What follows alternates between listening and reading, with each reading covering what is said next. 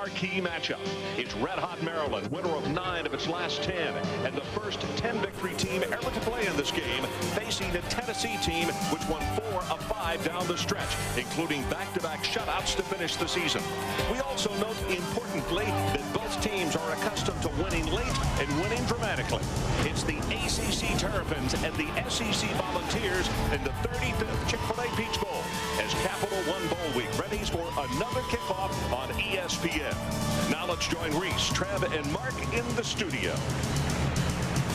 Ron, thank you very much, and a little bit early Happy New Year to you. We're going to be here with you throughout and ring in. Josh Reed got 1 foot barely down. Belisari got a man open, and he throws it complete. Sanders tied at 28, and it's going to be a 42-yard attempt. Got it.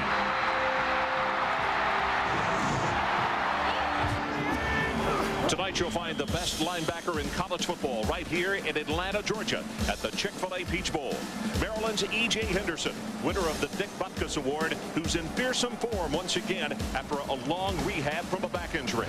This evening, E.J. will be looking to rattle Tennessee's Double C quarterback Casey Clausen, who's not exactly rattle-proof. This season, Clausen fumbled 4 times in a disheartening loss to rival Florida. Then again, tonight, opposite a future first-round draft pick, he's got a big opportunity to prove his poise.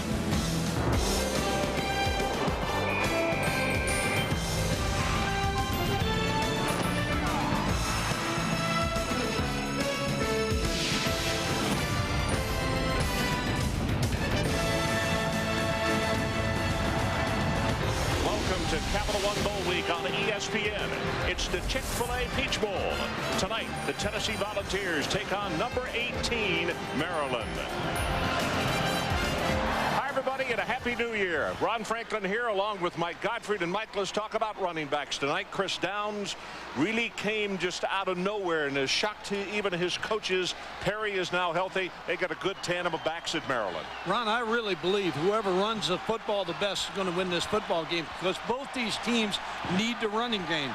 Chris Downs, Bruce Perry, they're going to be double threats against Tennessee's defense. Cedric Houston, we didn't get to see him the night we were in Tennessee against Arkansas. He had an injury to a finger. He's healthy again, and they're looking for big things out of him, Mike. And the key is if they can run inside tackle to tackle, because that'll open Casey Clausen. The coaches in this one, Philip Fulmer, now in his 11th season as the head coach. You see the winning percentage at 81, 6-4 in bowl games. And across the way, Ralph Friedgen, last year's National Coach of the Year. In his 2nd season, he is 20-5. They started out 1-2 and then rattled off 7 wins in a row. Novak prepares to kick it off. Larkins, one of the deep men, number 23 for the Tennessee Volunteers. Here's the kick deep into the end zone, and this one will not be returned by Larkins. So it'll be Casey Clausen coming out to make his first appearance in this 2002 Peach Bowl. And Mike, it was interesting. I talked to him yesterday down on the field, and I said, your foot, your injured shoulder, the collarbone, how is everything? He said, I feel better now than I did even the first football game of the year. Ron, he needs a receiver to step up on the outside to help him get some big plays in this game. So Tennessee goes from their own 20-yard line. As you look at number 42, looking into the eyes of Clausen. Of course, that's Henderson. We'll check the lineups momentarily. Play action. Clausen staying at home defensively is Wilson. Denard Wilson is there to make the hit, and it's for a loss. Well, tonight's starting lineups are brought to you by Skill Tools. Houston and Fleming in the backfield. Jones and Brown, the receivers, keep an eye on Jason Witten, one of the best tight ends in the country. Scott Wells, it all starts with him in the middle there. Fine center for the Volunteers. Will Oppenhusel is a team captain and a senior out of Martin, Tennessee. Loss of 9. 2nd down and long, Volunteers. Right up the middle, nothing. Maybe a loss of 1 as Houston was hit in the backfield. Starks with penetration, and he is the man who made the tackle. Defensively, Cochran, Starks, who just made the hit. Justin Duffy who has come out of nowhere because of injury and other folks not being around. We'll talk more about him. And the linebackers right there in the middle, E.J. Henderson. In the secondary, the corners, Foxworth and Jerome Cox, Wilson and Madieu Williams at the safeties. Starks is injured, Ron, and they cannot afford to lose Randy Starks because Justin Duffy starting at nose guard. They picked him up from the scout team, so they're a little thin on the defensive line. Adrian Karsten, let's check down on the sideline with you. Ron, update on the injury shortly, but they cannot afford an injury, especially up front when Justin Duffy, if you come in tonight and you buy a program and you see him listed as a running back, number 64, he has now played a total of 3 snaps in his college football career. Literally. The only play he had coming into tonight was the final snap of the game against North Carolina. Now tonight he starts out of necessity at nose tackle.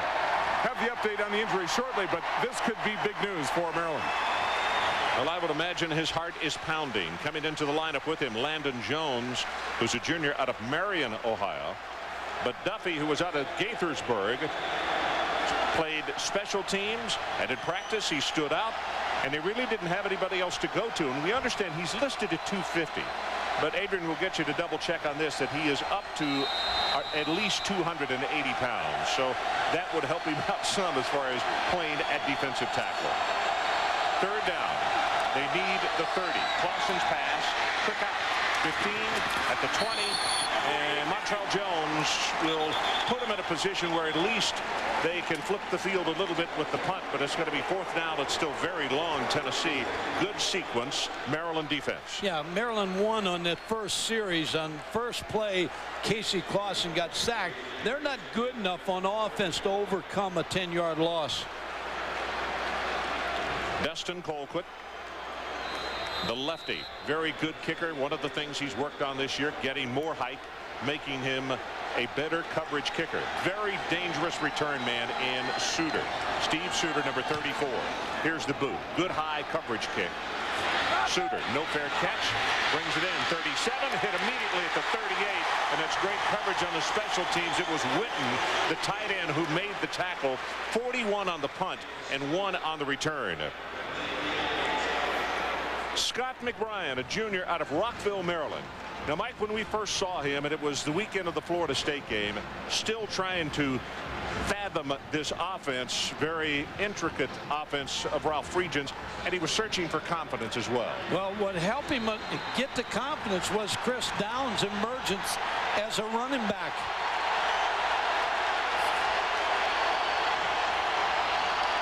Dugan, the tight end, flips from the left side over to the right.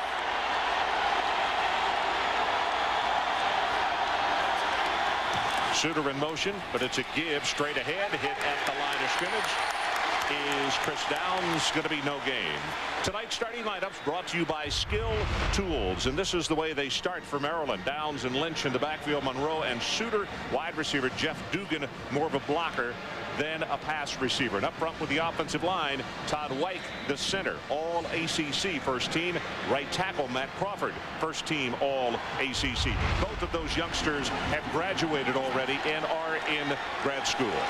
Bruce Perry checks in. Chris Downs comes to the sideline.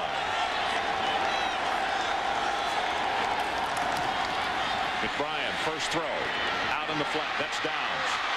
40, 43, maybe the 44. It's going to be 3rd down, and they'll have about 4.5. Stephen Marsh making the tackle.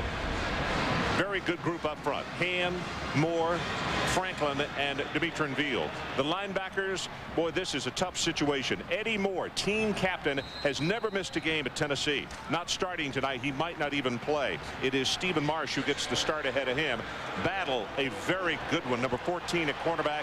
Not only good cover with the pass, very strong and physical against the run. There's a look at Eddie on the sideline. Eddie Moore, the senior, out of South Pittsburgh. And I promise you his heart is weeping a little bit tonight. Here comes the pressure on McBrien. He'll run. Gets by another man and crosses the 50 and has the Maryland first down. 8 yards on the scramble. We watched the Florida State game. Scott McBrien made some mistakes early in the game.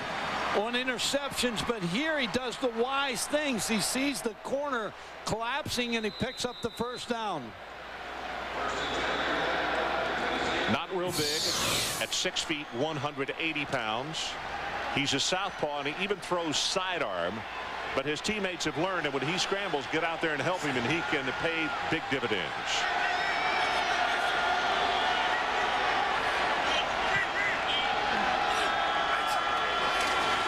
Fakes it to Downs, end around Harrison. Latrez Harrison inside the 45 down to the 40. It's going to be a gain of 9, and Maryland will look at a 3rd down and short, or 2nd down and short. I beg your pardon. Jabril Wilson making the tackle. Good job blocking right here.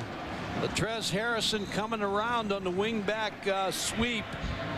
Good misdirection action by Maryland. They're trying to slow down Tennessee's speed, aren't they? And you look for them to do more of this kind of thing, don't you, Mike? Without a doubt, Ron. They know that Tennessee has the advantage in the speed. 2nd down and short, down to play with. We'll see if they go straight ahead with the run or if maybe play action. Nope, they'll get it straight up the middle. Downs cuts back against the grain, which he is very good at doing. Kenyon Whiteside is there to make the tackle, and both of these runners are very similar as far as Downs and Perry, because they slash and then they cut back on you, Mike. And if you over pursue with the linebackers, you get yourself in a lot of trouble, don't you? Ron, they do, and then both good backs.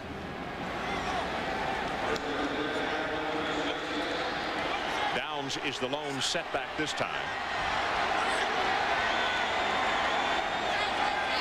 Tennessee moving on defense, and now possibly an audible by McBrien. Wants to throw, short drop right over the middle, got it complete. Harrison, Latrez Harrison will take that ball down to the 27-yard line, a gain of 9. Not enough for the first down, but what is happening so far? Maryland playing well ahead of the chains on first down. Yeah, a lot of times you script the first series, Charlie Taft and Ralph Friedgen, and your players practice that all week so that you have a lot of confidence in the first drive. This looks like a first drive that Maryland just feels really good about. Yep, you're right. Downs, nothing to tackle, bounces it to the outside, but there's that speed by Tennessee, and it'll be tackled immediately by Jabari Greer. That's 2 tackles in a row for Greer. He too very active, just as Julian Battle is over on the other side. When you look at Maryland's huddle, Ron, here they're huddling about 4 yards from the ball. Talk about the benefit of that, Mike. And they want to get to the line of scrimmage with 18 seconds to 20 seconds on the clock. The clock there is 17 seconds, so that the quarterback has time to change the play in a lot of motion. 2 tight ends. Fumble the ball, gives it to Downs. Got the first down. He'll have it down to the 23.5-yard line. Whiteside is there to make the tackle for Tennessee. That was the 8th play of the drive, so this too is what Ralph Friedgen would like to see. Ball control, playing in total harmony with his defense. Yeah, they dropped the ball and still picked up the first down. And again, you mentioned it early, but Eddie Moore not playing second leading tackler. And when I talked to Charlie Taft, the offensive coordinator, he really talked about 37, Eddie Moore. High praise for him. And of course, they lose his leadership. May sound small, but it's not. It's big James Lynch, the fullback, in motion. Good fake, pass is delivered and incomplete, looking for Dugan, the tight end. Maryland crowd wanted pass interference, also some bumping down the field, and there is a flag down. I think they're going to get a roughing the passer on Tennessee. Flag is down back at the 35-yard line. Maybe on Harrelson, number 98.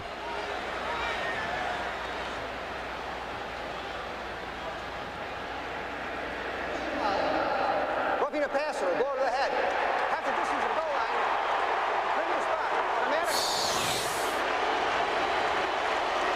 Scott McBrien on the counter action throws the ball and then took the hit. And then the Tennessee defensive backs. Well, but Scooter Monroe getting tangled up there with the battle. Yeah, talking to him. Well, the message has been sent as far as Harrelson hitting the quarterback, but the message is also sent with the penalty, and it's first down Maryland, 12 yards away. No score, but the Terps on the lip of the cup right here.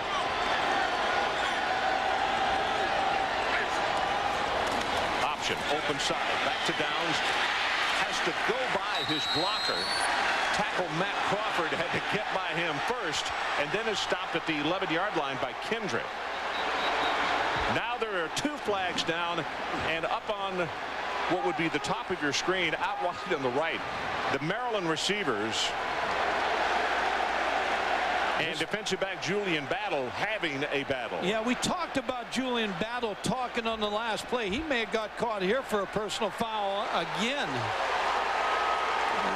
That talk turned to action, and he's going to penalize his football team here. Referees right on top of everything early in this football game, not letting this game get out of control. You could see Offenhusel, who is a team captain, grabbing Battle by the jersey also and saying, hey, you know, quit being selfish and think team.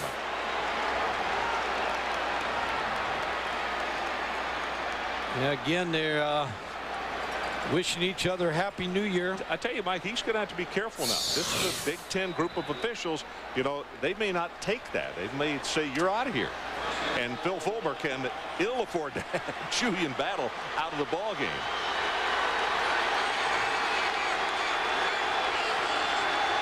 Perry, the tailback, replacing Downs.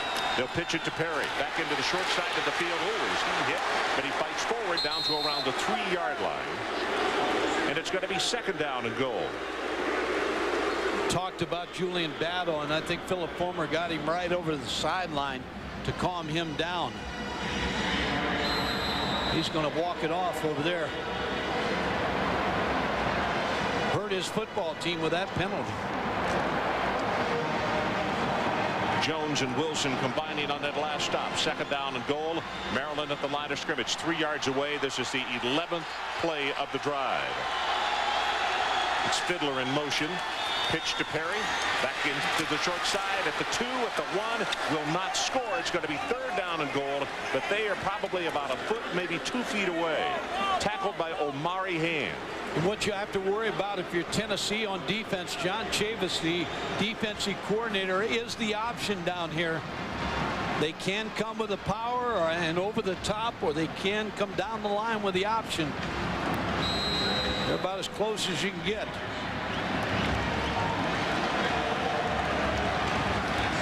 About to go under 7 minutes to play, opening quarter. Maryland inside the 1-yard line.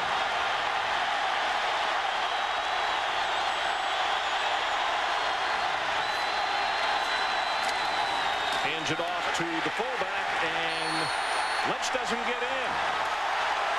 Lynch does not get in, and the Tennessee fans are up, and they are given a standing ovation. That brings up the 4th down. Kenyon Whiteside is the man who got penetration. You go for it, don't you, Mike? Yeah, I think you do at this phase right now.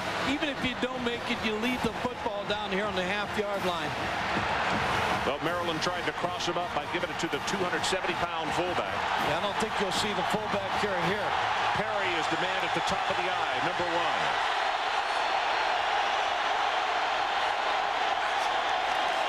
Perry, no, they fake it to him. He's going to bootleg it. Nobody stayed at home. Touchdown, Maryland.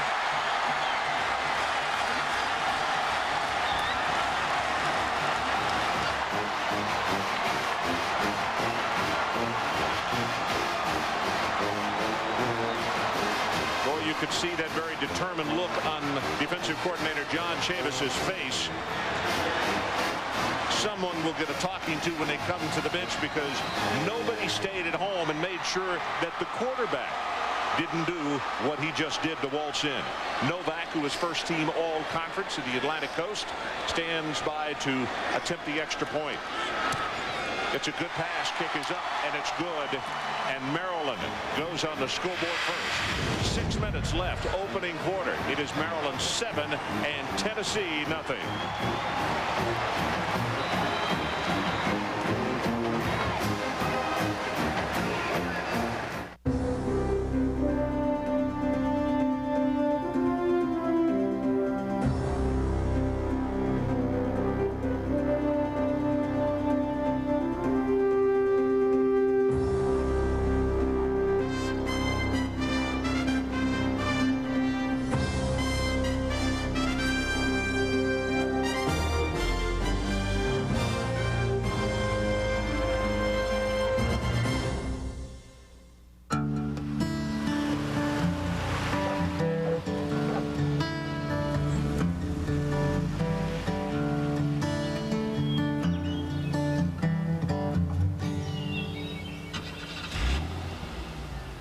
Jeep Grand Cherokee Laredo. With its incredibly capable four-wheel drive system, it gives a whole new meaning to the words Morning Rush.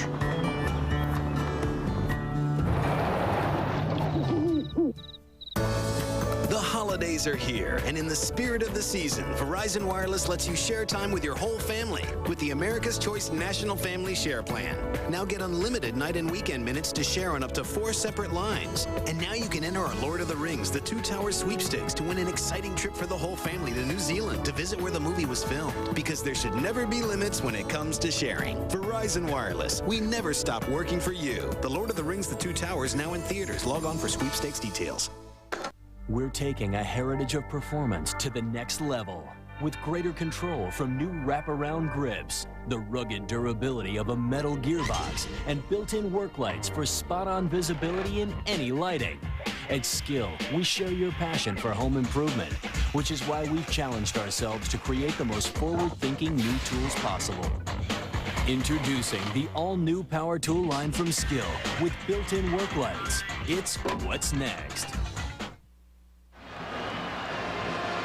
7-0 as Ralph Friedgen talks with his quarterback on the sideline. Mike, look at this drive. 7 minutes, 37 seconds, 13 plays, and of course 2 huge penalties. 2 penalties. Tennessee helped keep the drive alive with the 2 15-yard penalties. Now Tennessee has to answer the long drive by Maryland. Novak with the kick. 3 yards deep. Larkins will return it. 15. He's not going to make the 20. And again, Tennessee is going to open with very, very poor field position. So let's take another timeout. 5:49 as we go to break. One more look at the touchdown. 5:49 left. Opening period. Maryland 7-0.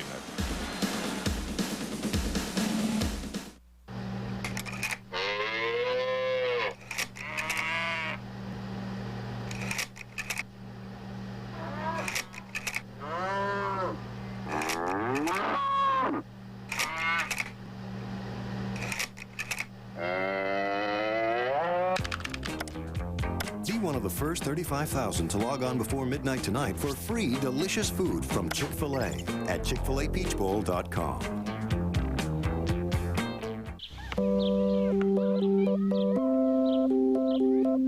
For men, every morning it's the same routine. The desperate search for a way to relieve the pain after shaving.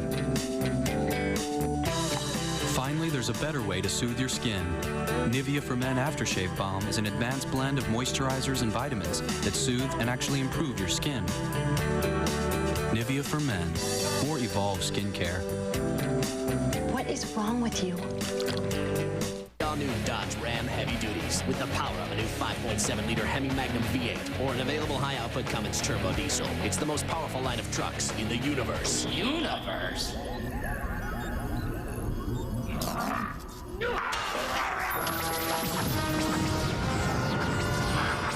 Make that the most powerful line of trucks on Earth.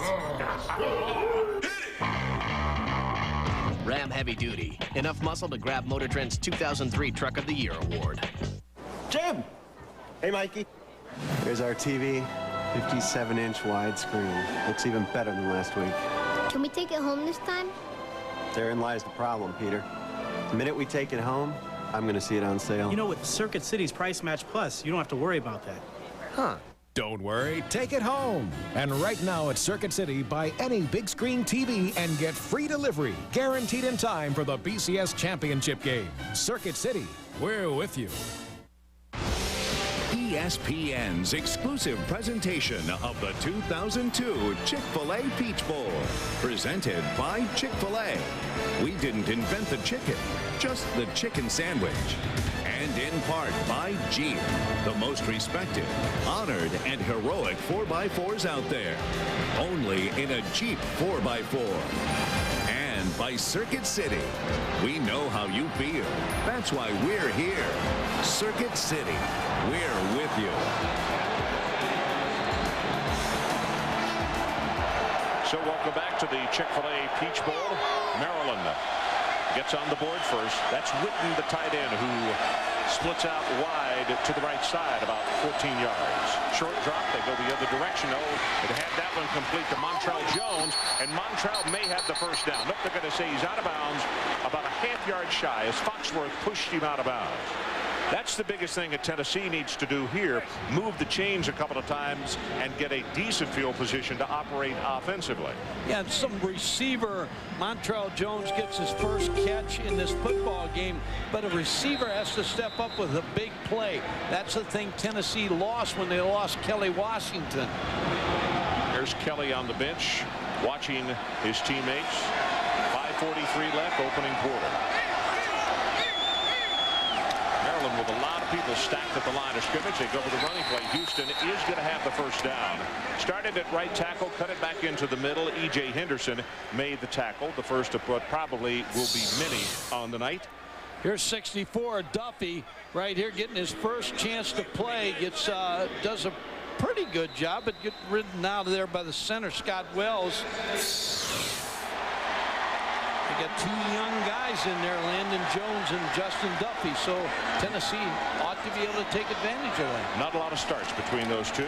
In fact, 0. Right at the middle, Houston almost broke it big.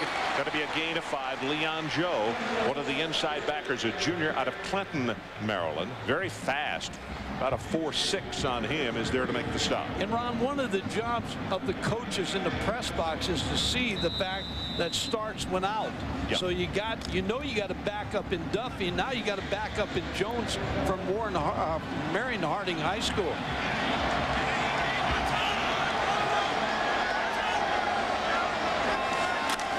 Second down, Tennessee. They give it to Houston again. Powers his way close to the first down, but he's a yard short as Williams up from the secondary to make the tackle, trying to run off the blocks of Munoz and Respert. So the answer is, when you got two young guys in there, Jones and Duffy, Williams, the number 10, the safety's got to creep a little closer, and he's got to be the extra defender there to stop the run. Third down and short. McClure checks into tight end to join Witten. Troy Fleming is the lone setback. They play him at fullback, but he also was a tailback. Scored over 100 touchdowns in high school, did Fleming. And Clausen has to call a timeout. So we'll step aside. 4:10 left to play, opening period. Maryland 7-0. Still doing those bills, hon? Just resting with a credit card balance. You've been feeding on those high interest rates.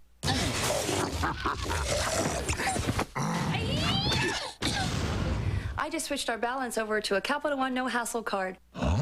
You're gonna save $500 a year. $500? Switch your high-interest balance to the Capital One no-hassle card for the nation's lowest long-term fixed rates. You could save up to $500 a year. What's in your wallet?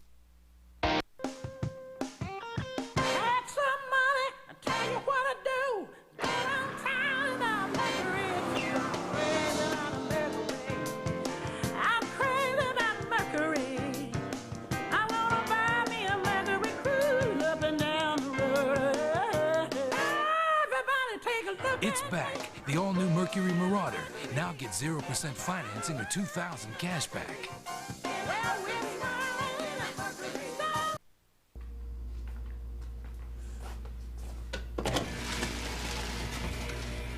He's not thinking about the careful planning that goes into keeping the power on and prices low, or about our never-ending commitment to increasing energy efficiency.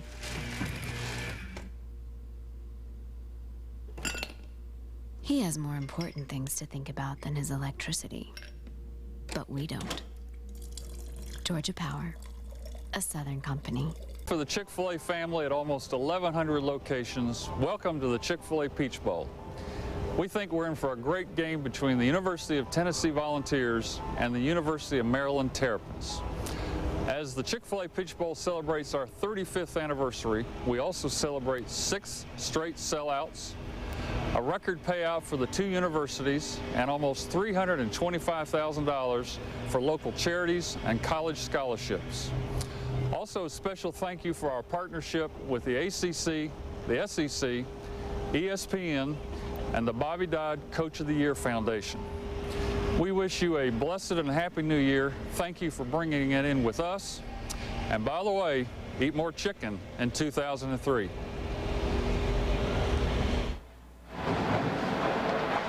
Well, even Smokey can't be enjoying offensively what he has seen so far from his football team. Tennessee rushing 5 carries, 1 yard. They lost 10 yards on their first 2 carries. 3rd down now, and they need to take it to the 37.5-yard line.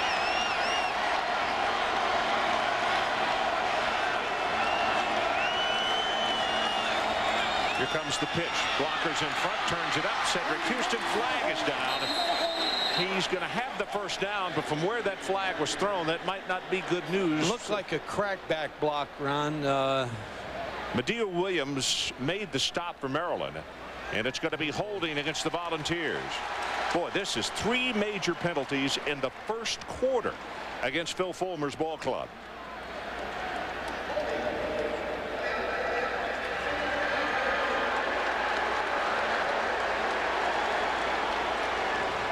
So the way it's been for Tennessee, 1 step forward and many steps back, and the head coach knows that that has to be rectified, and he'll get it done.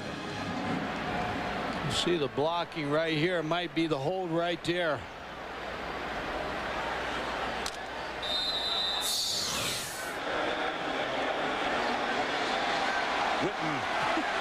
Witten may have had a trip on the thing also. So there were a couple of opportunities. Yeah. Troy Fleming, the lone setback.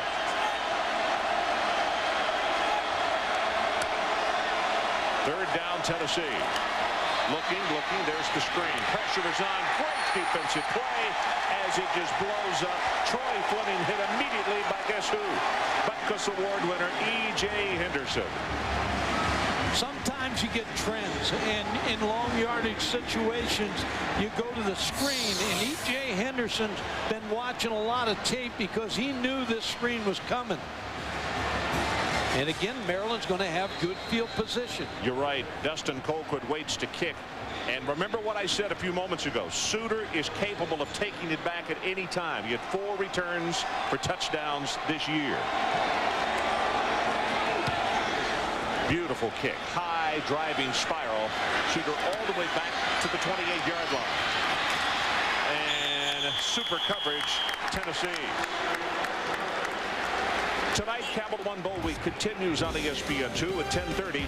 ESPN heads out to the Diamond Walnut San Francisco Bowl. In an offensive showdown, the Air Force Falcons meet Lee Suggs and the Virginia Tech Hokies. More information, log on to ESPN.com.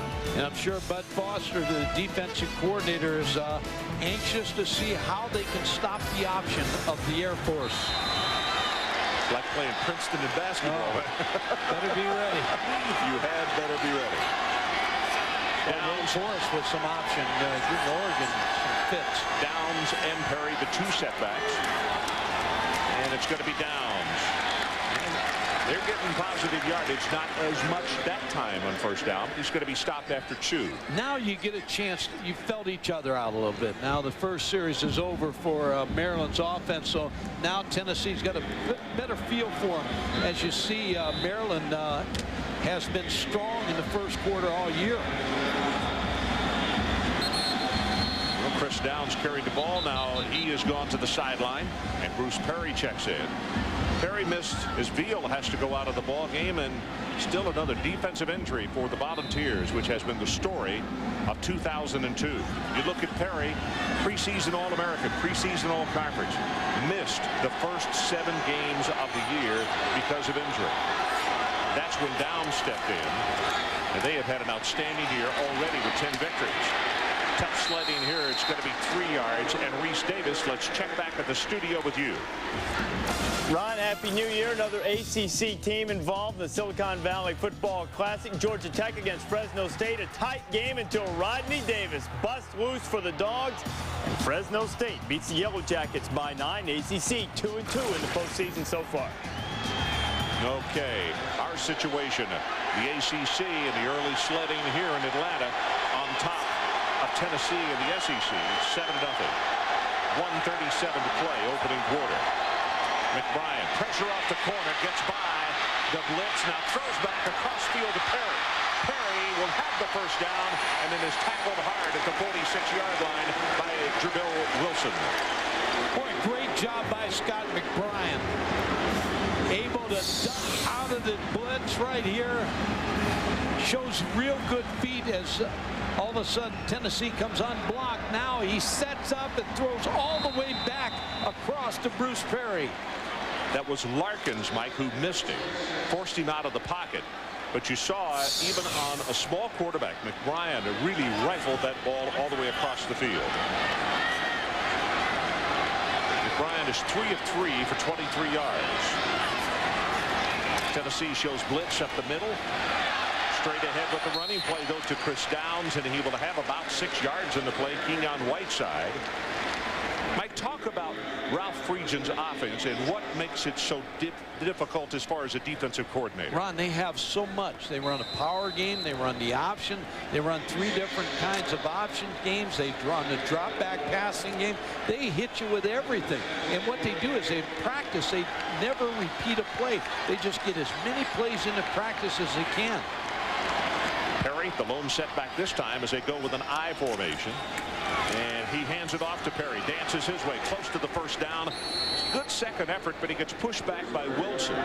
Jabril now with a couple of tackles on this series. And you talk about Ralph Friedgen, and just to finish my thought there is that in a practice session of 2 hours, when you just keep running plays and then you go back and watch them on the tape, and they do a lot of teaching that way. But Charlie Taft, who's the offensive coordinator, may be as good or the best offensive coordinator in the country.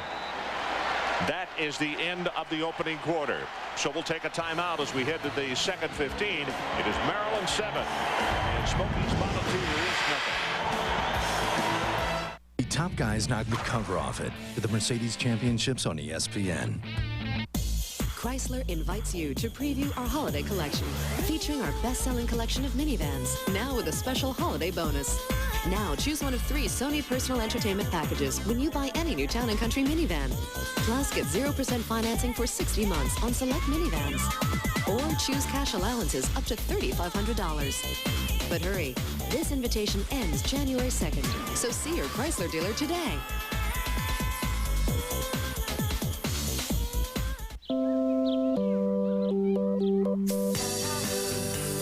Now there's a better way to soothe your skin after shaving. Nivea for Men Aftershave Balm has advanced moisturizers and vitamins to soothe and improve your skin. Nivea for Men, or Evolve Skincare. Introducing all new America Online 8.0. Now you can sort email and go to important mail first. And the new and better parental controls help safeguard your kids. New AOL 8.0. Welcome. Call 1-800-4ONLINE to sign up today. Whether you're shopping, traveling for business, or back at school studying, this new year your family can stay in touch thanks to Verizon Wireless. Get them the America's Choice National Family Share Plan. Now with unlimited night and weekend airtime minutes on up to 4 separate lines, so everyone can share all they want. Plus, hurry and buy 1 Motorola phone for $29.99 and get a second free, so you can have a family get-together whenever you want. Verizon Wireless, we never stop working for you. Can you hear me now? Good. Wherever you go, whatever you go through, dry, scratchy, irritated eyes don't have to come with the territory. You've got Visine Tears. Whenever eyes get dry, scratchy, irritated, Visine Tears can soothe, moisturize, and protect like your own natural tears. And best of all, Visine Tears is safe to use as often as you need. Visine Tears relieves dry eyes like your own natural tears. 7-0 Maryland, and let's take a look at the ESPN game track. Very simple. One play on a drive that lasted 7 minutes and 37 seconds and 13 plays. And the quarterback, Scott McBrien, takes it into the line. As the bootleg, nobody was at home, and it's touchdown Maryland. Jason Mitchell bit on the play. Back to live action. 3rd down and short from the 44. This is Perry. Cracks his way at right tackle, being pushed back, and I don't know if he got the first down or not. This is going to be very, very close. Tackled by Rashad Baker. Don't think he got it, Ron. I think he's short. Whiteside already has 5 tackles for Tennessee, Wilson with 4, and E.J. Henderson with 2 for the University of Maryland. On that tackle just now, Rashad Baker, he injured himself, or was injured in the Mississippi State game. They didn't know how much he was going to play tonight. That was a big play for Tennessee. Unless they fake this punt, they're going to get the ball back, but that was a key 3rd down stop. Brooks Bernard stands back to kick. He also was all ACC, so both the place kicker and the punter for Maryland, all conference in the Atlantic Coast Conference, and he skies this one. It's going to go well into the end zone. No way to down it. Well, Wednesday, Capital One Bowl Week concludes on ESPN at 9:30. It is Chris, Lee, and Kurt breaking down all the day's bowl games on a special edition of College Game Day presented by Discover Card. Then at 11, it's the Outback Bowl. Number 20, Florida, taking on number 11, Michigan. And the Big Ten's been hot, so Michigan gets a chance to improve that record, but Rex Grossman will have a lot to say about that. How about Purdue coming from way back? Behind, 17-0. Well, Casey Clausen and company, their best field position that they've had to start is this right here, their own 20-yard line. Jabari Davis comes in at tailback, and they give it to him. He is more of a hammerback than is Cedric Houston. And Adrian Karsten, injury report from you. Exactly. You're not going to see number 57 for Maryland, defensive tackle Randy Starks, in the game anymore. Muscle pulled high inside his left leg. Significant run because it leaves Justin Duffy, the freshman who started at nose tackle. I talked about him right after the kickoff. Not completely on his own, but without a lot of help. Well, Randy Starks only a sophomore, but was highly recruited and really anchors that front. An extremely strong young man, so they will miss his presence. 2nd down and long. Flag comes down. The running play hit at the line of scrimmage and being swung around by Scott Smith, the junior out of Philadelphia, Booker T. Washington.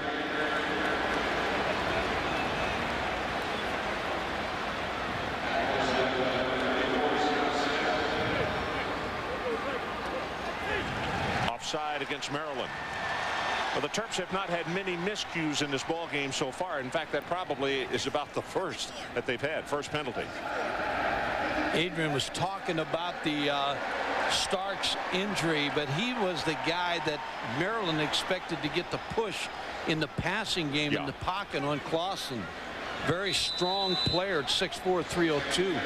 Injured on what, the very first play of the ball game. So it's 2nd down and short with the 5-yard penalty. Early going 2nd quarter. Jabari Davis right up the middle, hammers his way, and he'll have the first down.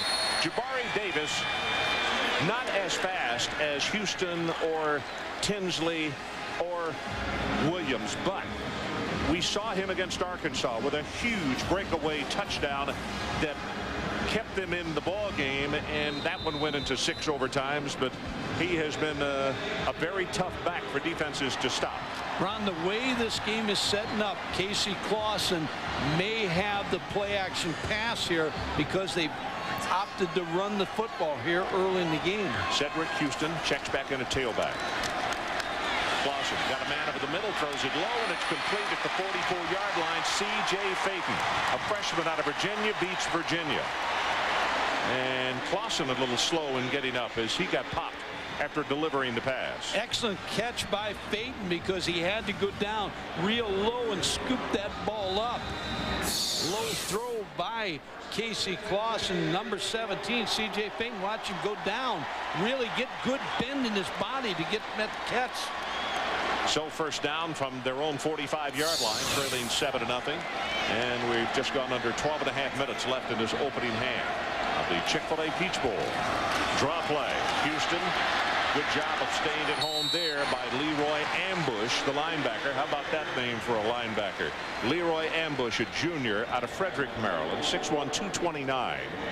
Going after those 2 tackles, Ron. Justin Duffy and Randy Starks replacement, Landon Jones. And when you can knock those guys off the line of scrimmage, then you affect the linebackers, and you get on the linebackers. E.J. Henderson. Houston again, the lone setback.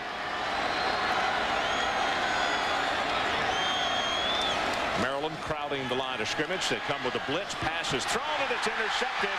Overthrew the receiver. Flags all over the place. Jerome Cox coming down the sideline at the 30, at the 20, at the 10, and he will score. 55 yards. And I believe it was Leon Joe who was applying the pressure and caused the mistake on the play. Now let's check the marker and see if it's against Tennessee or if it is against the Terps.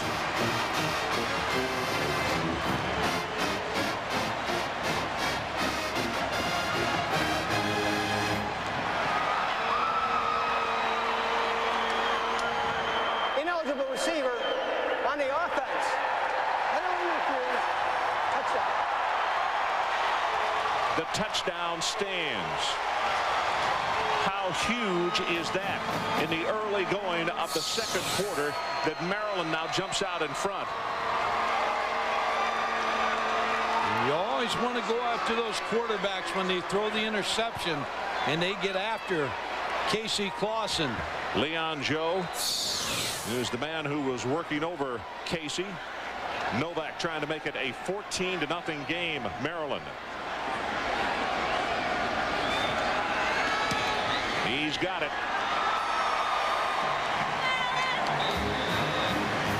So we'll take another timeout. 11:32 left until halftime, and a 55-yard interception return. It's Maryland 14-0.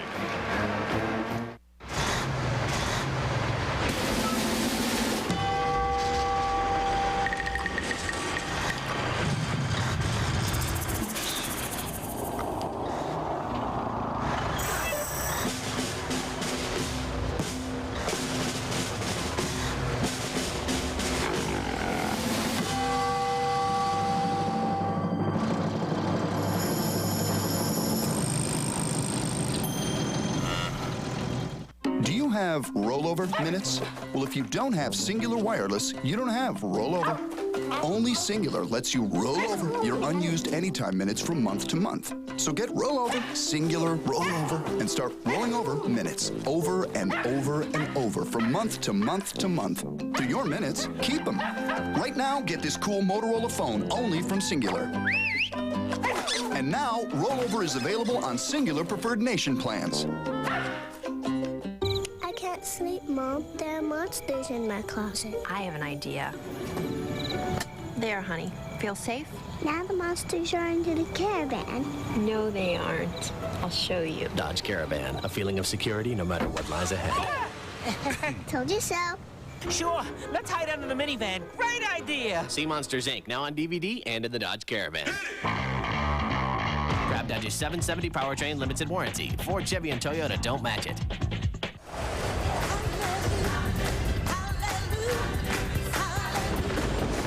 The Gospel, according to ESPN, a great holiday gift. So 14-0. Mike, tell us what happened here. Cedric Houston's going to run the screen right here, but the ball's going to be way overthrown by Casey Clausen. Pressure comes, and he's surprised real quick. He lost the ball too far for the running back, and Cox intercepts. Here's the pressure. Cox says, oh, and even the umpire can't stop him. He had to beat 12 people to the end zone. They're now saying officially 54 yards on that interception return by Karon Cox. But Tennessee just seems out of sync. They really do. You see the first interception by Clausen in his last 90 attempts. Here comes the return. Dancing, and there's trouble when you dance. If you can't get it straight ahead, they're knocked down at the 10-yard line. Wednesday on ABC at 8:30 Eastern, it's the Nokia Sugar Bowl. Bobby Bowden and the Florida State Seminoles take on the SEC champion Georgia Bulldogs at a battle in the Bayou. That's Wednesday on ABC at 8:30. Ron, you saw what Fresno did today. They had 6 starters out, and they rallied to beat Georgia Tech. Expect the same thing with Florida State. There's good players there. They'll rally, and they'll play hard for Bobby Bowden. By the way, here's a note for Maryland fans. Cox's 54-yard interception return. That is a new Maryland Bowl record. Jabari Davis comes back at a tailback. As Tennessee continues to scrimmage from deep in their own territory, it'll be straight ahead. Maryland doesn't have to gamble, though, because they know that Tennessee's going to run the ball. Adrian, what do you got for us, big guy? I've got nothing behind the Tennessee bench run. Phil Fulmer, during the commercial timeout, went up and down the line of the bench, and there was no reaction. He has more enthusiasm than any player here on this side. And I don't mean to be critical, but that it seems immediate, and there just doesn't seem to be any sense of that over there. Well, they better find a sense of urgency. Yeah, they are stunned, but this is a very, very good Maryland team that bounced back after going 1-2 in their first 3 ball games, won 7 in a row, then were beaten by a good Virginia team, but then knocked off Clemson and NC State. Pass in the flat, got it complete to the 15, and then shoved out of bounds immediately. Their special teams, Tennessee I'm talking about, has put them in the hole on 3 different occasions, so they had to fight to get out where they get good field position.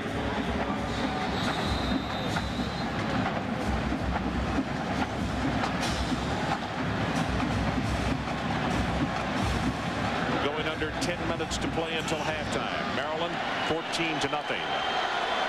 You see the field position has just been horrible for Tennessee. Hit. Gets away from the sack, and now Clausen delivers the ball and has it complete to a wide open Phaeton. Phaeton hit and tackled at the 36-yard line. It's a gain of 21, and what a job by Clausen to get away from a man who's going over the top of his head, Duran Roundtree. Yeah, Roundtree comes in, and Gary Blackney couldn't have drawn that up any better, the defensive coordinator of Maryland, to stop Tennessee, and Casey Clausen's ability to get away. He's a pretty good-sized quarterback at 6'4" and 215.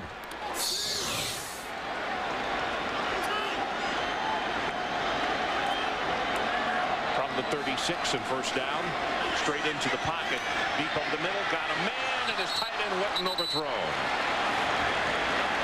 Denard Wilson had the cover on it, but that vertical route, as big as Witten is at 6'5", 265, he got the game winner on a vertical route much akin to that in the Arkansas 6 overtime game. Yeah, Denard Wilson looks like he pulled up. He's injured. He's coming off the sideline.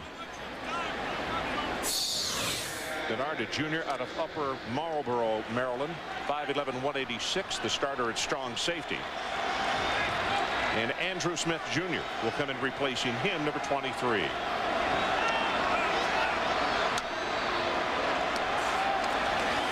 Play action, swings the pass out, and it's dropped. Derek Tinsley, sophomore out of Marietta, Georgia. We're expecting to see a lot of him tonight. They put him in the slot, catches extremely well normally, and he dropped that one. Yeah, he needed a net here.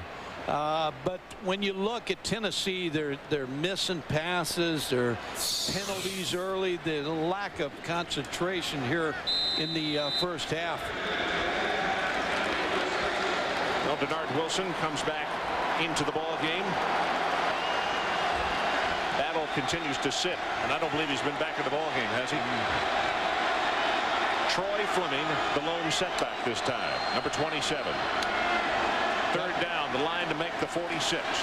Got him over the middle. There's Witten, the tight end. He catches it and will have the first down. Cox making the stop, but it's hard to bring down 265 when they got a full head of steam. No really big-time wide receiver, so you move your tight end outside. And he's got a big advantage over the 6'1", 190 corner Cox, so because he's 6'5" and 265. And he uses his body here to make the catch. And you see Cox just bounce off of him. Well, Witten, many people think he's not going to return for his senior year. He told me yesterday at the walkthrough he's going to make up his mind after this bowl game is over. Running play with Jabari Davis. He's close to midfield. Check at Tinsley. And he's tackled by E.J. Henderson. Well, you talk about Witten. I talked to him also, and I think he's leaning toward out, as you said. And he said the toughest thing will be if this is my last practice and my last game with my teammates, because I love my teammates. And he said, I love Phil Fulmer. He's been very open with me. So we'll keep an eye on Witten and see when he is able to come back into the lineup. Yeah, they're going to get an offside here to No, the two youngsters, Duffy and Jones, both jumped off sides. Yeah, if you're going to do it together. Prior to the snap, offside, defense, 5-yard penalty, go second down. Ron Franklin, Mike Godfrey to Adrian Karsten, coming to you from a sold-out Chick-fil-A Peach Bowl in Atlanta, Georgia, just a few hours before the peach will fall here in Atlanta. That's the official welcoming of the new year in this city. Happy New Year. I always wanted to do that. It's early, Mike. Of course, I guess it is someplace. Soon to be in Nova Scotia. Cedric Houston gets the handoff. Gets by a blitzing defensive back. He'll take it to the 40. E.J. Henderson has just recorded his 5th touchdown of the night. Henderson, against a tough Florida State team, had a team-high 15 tackles against the Seminoles in that loss. Yeah, he had 19 tackles in his last 2 games. You see, they're not able to get to him, Ron. He's able to stay behind those defensive linemen and remain unblocked. And when you ask the coaches about him, they say 2 things. Very quiet, good student, leads by example. Short drop by Clausen. Pass is knocked down, and whoa, good heavens, Foxworth now is thinking, why did I knock it down? Why didn't I intercept it? Dominic Foxworth is 18 years old. Not as strong as he needs to be, but a very good cover corner. He almost picks this off. He read this perfectly. And you're exactly right. He's saying, yeah, I think I could have had that if I'd have just tried to intercept it. And that would have been a longer return, a new record, as a flag comes down. Substitution. Yep, substitution violation against Tennessee. Again. Prior to the snap, illegal substitution on the offense. 5-yard penalty. Still second down. You know, you don't like to see your players throw their arms up like they're confused. And I see some Tennessee guys doing that, players doing that. And that's almost like saying that the blame's not on me. Phil Fulmer trying to yell, get out, before the penalty was called. Randy Sanders, too, not a happy camper either. He's trying to get a timeout. So with the penalty, it's going to be a second down and 15. This is the 10th play of the drive.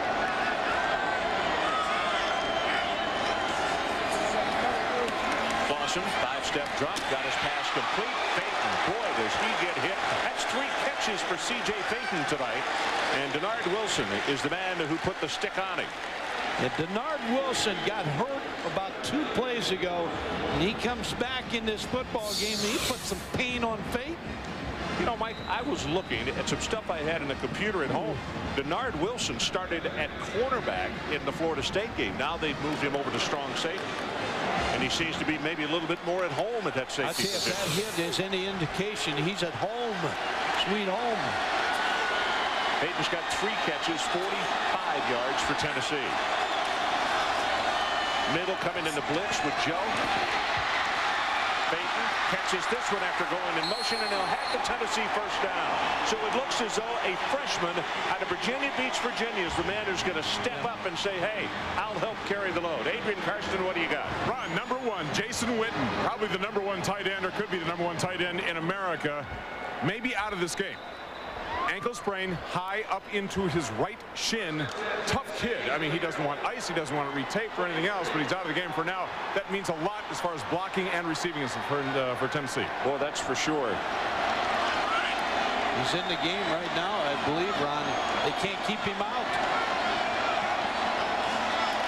So on first down, they fake the draw play, deliver the pass, and have this one complete to Wade. And Wade's still fighting as he gets down around the 16, maybe the 17-yard line. It's going to be a gain of 8. Jonathan Wade is one of those young receivers out of Shreveport, Louisiana. 6 catches for the year.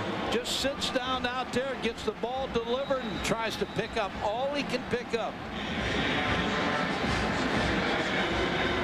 Witten staying in and blocking. This might be a nice time, Ron, to run up inside now, because you've opened up the passing game. Go at those 2 young defensive tackles. Second down and very short. Tinsley in motion. Pass hit at the line of scrimmage and is knocked down, and it's Denard Wilson who was coming up and about to pinch and come on a blitz, and he knocked the pass down at the line of scrimmage. Yeah, second down and short. They figured they'd try to get a big play on the slant, and gets knocked down at the line of scrimmage by Wilson.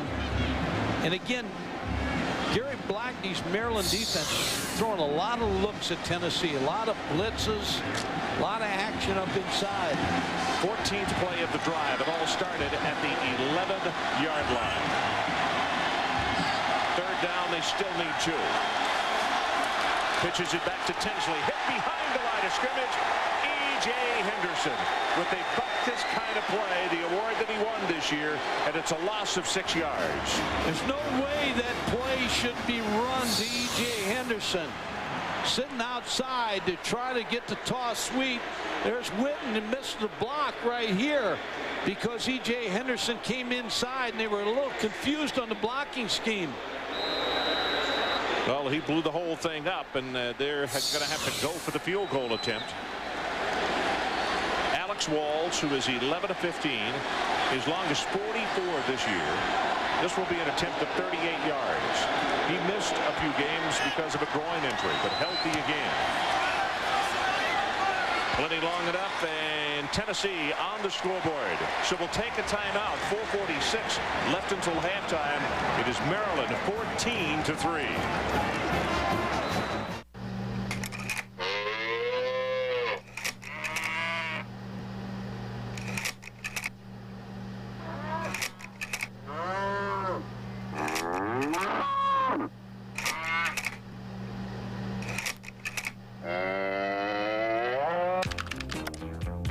One of the first 35,000 to log on before midnight tonight for free delicious food from Chick-fil-A at ChickFilAPeachBowl.com. Chrysler invites you to preview our holiday collection, featuring our best-selling collection of minivans, now with a special holiday bonus. Now choose one of 3 Sony personal entertainment packages when you buy any new Town & Country minivan. Plus get 0% financing for 60 months on select minivans. Or choose cash allowances up to $3,500. But hurry, this invitation ends January 2nd, so see your Chrysler dealer today.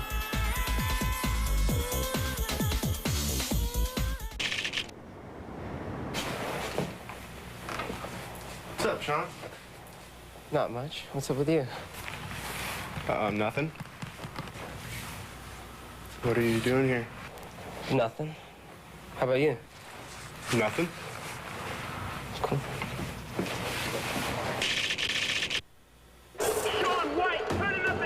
Winter X Games 7 in Aspen, presented by Mountain Dew, starts January 30th on ESPN2.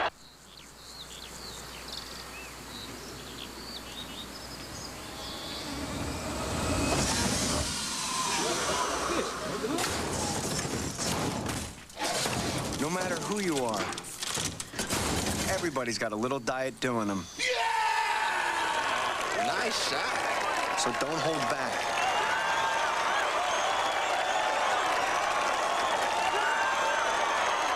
Do the diet do. Welcome back to Capital One Bowl Week. It's the Chick-fil-A Peach Bowl. Ron Franklin along with Mike Godfrey and Adrian Karsten in Atlanta, Georgia. And our score 14-3, Maryland leading Tennessee.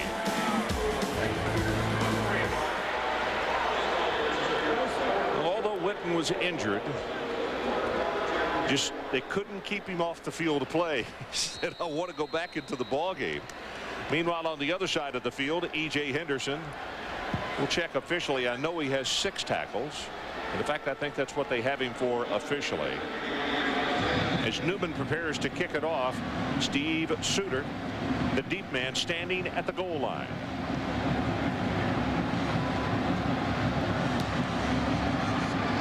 Very high and very deep, and Suter can't do anything about this one as it bounds out of the back of the end zone. So we'll take a break. 4:41 left until halftime. 11-point lead by the Terps. Just moments ago, a grand opening at a local restaurant quickly came to a halt. Now, apparently, the 300-pound Circus Burger sign was tipped over where it came to rest on a parked car below. Now, if you look up there on the roof, you'll see where the massive burger was anchored. No one was injured, although the owner of the car was shaken up. Now, I'm told there are no suspects at this time, though investigators do think foul play was involved. For Live Witness News, I'm David Carpetian. Katie? The Bobby Dodd Coach of the Year Award was established 26 years ago to honor a college football coaching legend. It recognizes a higher and more noble form of college coaching, a style that emphasizes something more than winning.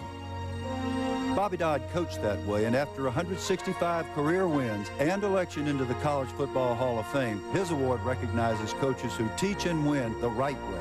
The Bobby Dodd Coach of the Year Award: leadership, scholarship, integrity.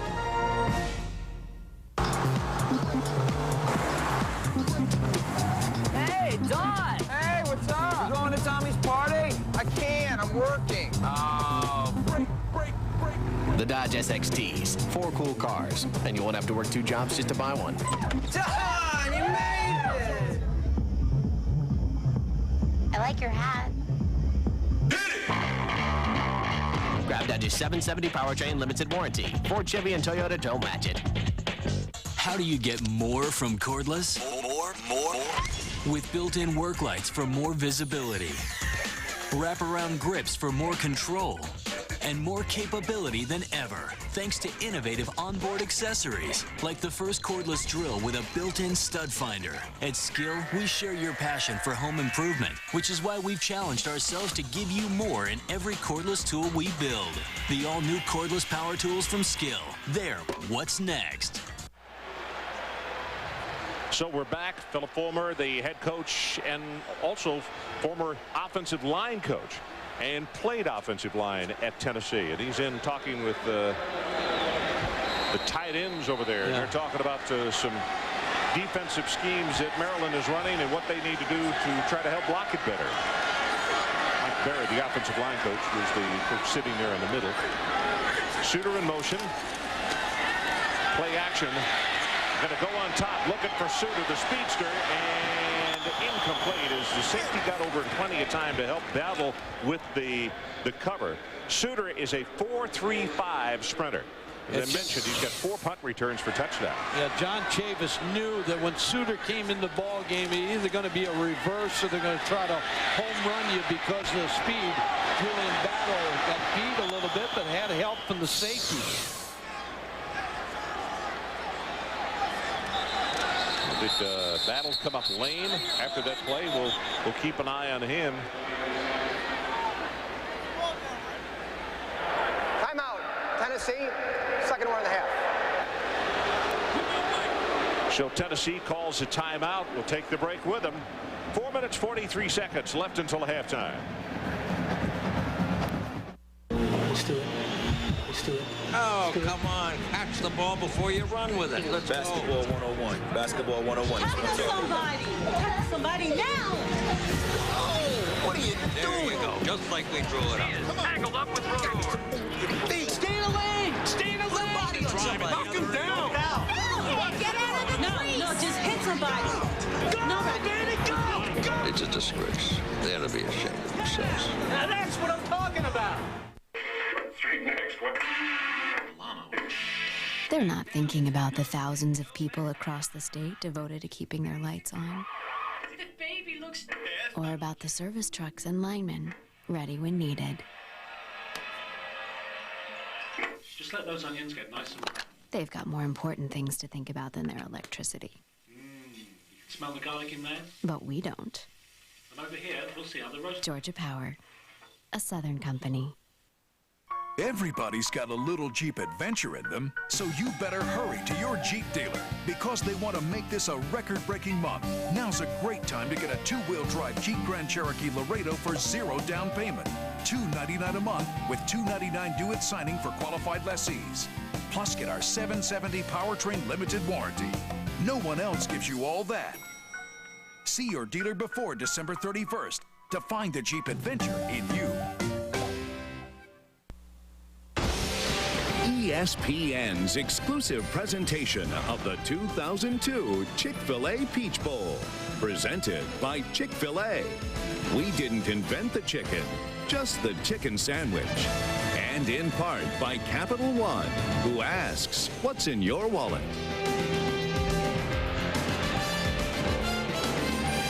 So we are back and a good look at New Year's Eve in Atlanta, Georgia. Todd White comes out over the football. The All-Conference center, 6'3", 303, a senior out of Lebanon, Pennsylvania, number 66. Naturally as a guard, but they moved him to center, and he made All-Conference there this year. McBrien delivers the pass, has it complete, hit immediately as Harrison. He took quite a shot, but he makes the catch, and that's enough for the Maryland first down. Rashad Baker's the one who put the hit on him. Ron, we've already seen as McBrien just throws a quick slant on a checkoff, but we've already seen so many ankle injuries. And we watched that Wisconsin game on a pro surface. When college guys aren't used to playing on this surface, they turn a lot of ankles. Good point. First down, the ball at the 31.5-yard line. McBrien with an audible. Tennessee showing blitz, and they come off the corner, but they run it the other direction and stood up at the 25-yard line as Chris Downs by Kenyon Whiteside. And Reese, let's check with you back at the studio. Ron, coming up at halftime on the Dodge Halftime Report, the team from the hometown there in Atlanta had a tough day out on the West Coast. We'll check in at Tempe as we get ready for the national championship game in the Tostitos Fiesta Bowl. A couple of Sun Devils are headed to the NFL. We'll tell you who. That's all coming up when Trevor Mark join me at the half. Okay, Reese, second down here, second at about 6 for Maryland.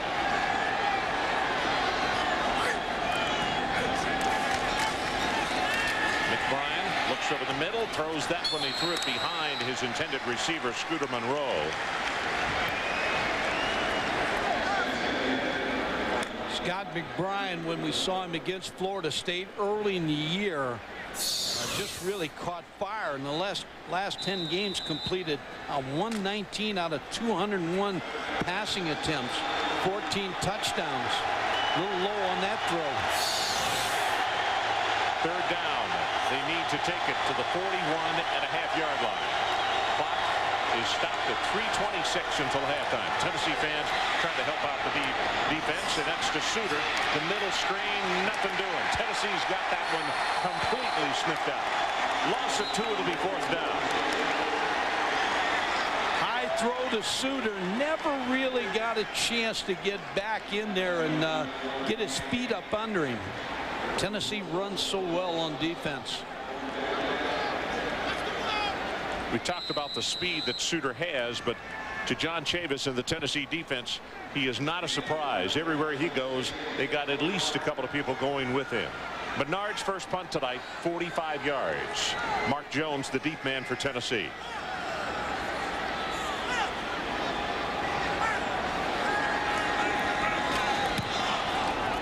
Beautiful kick.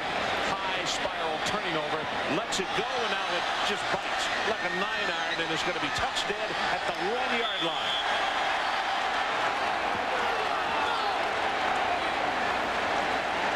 Well, you can see why these two kickers for Maryland are all conference. Boy, he blistered that one. They're going to place it down at the 6. We'll be right back.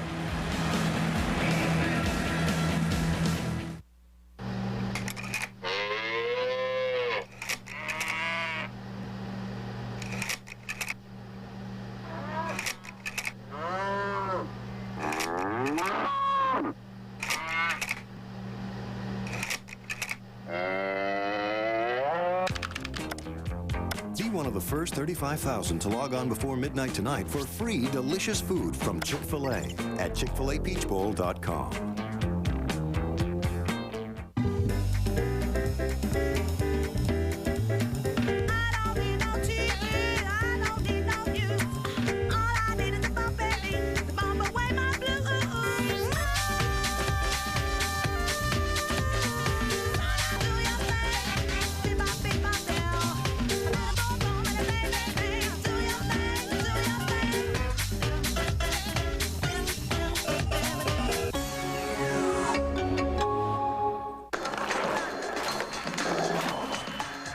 like to skate. I don't like to sweat. I use Red Zone because it's the strongest stuff you can get, made just for guys. It absorbs in and helps stop sweat, period. Try it. If you don't like it, Old Spice will buy you a stick of something else. Dude, think about it. Would they guarantee it if it didn't work? Red Zone from Old Spice. Rex Grossman and the Gators collide with John Navarre and the Wolverines. Capital One Bowl Week continues with the Outback Bowl, 11 a.m. New Year's Day on ESPN. And we are back. And tonight before the game, Chick-fil-A President Dan Cathy presented each school representative a check in the amount of $25,000 for their General Scholarship Fund. The Chick-fil-A Corporation has given over $17 million in scholarships to date. And tonight, the 35th anniversary of this bowl game. There's Bernard. Season long, that kick officially 60 yards. So Tennessee scrimmages from their own 6-yard line. Straight ahead with the handoff, and it's going to be Cedric Houston who will take it to around the 9-yard line.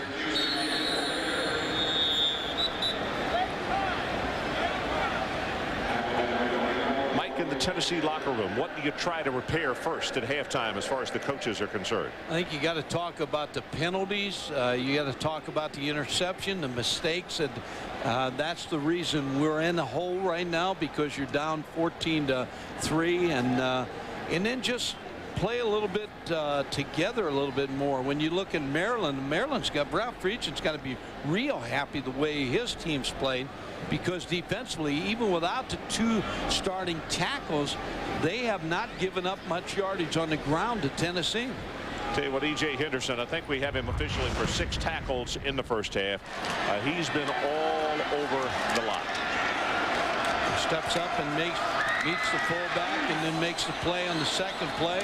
You see Tennessee can't block him. He moves down the line, so the 2 tackles, young tackles, are doing a good job. And then that play, which was 3rd and 2, that was a big play for Maryland defense. Winner of the Butkus Award for 2002.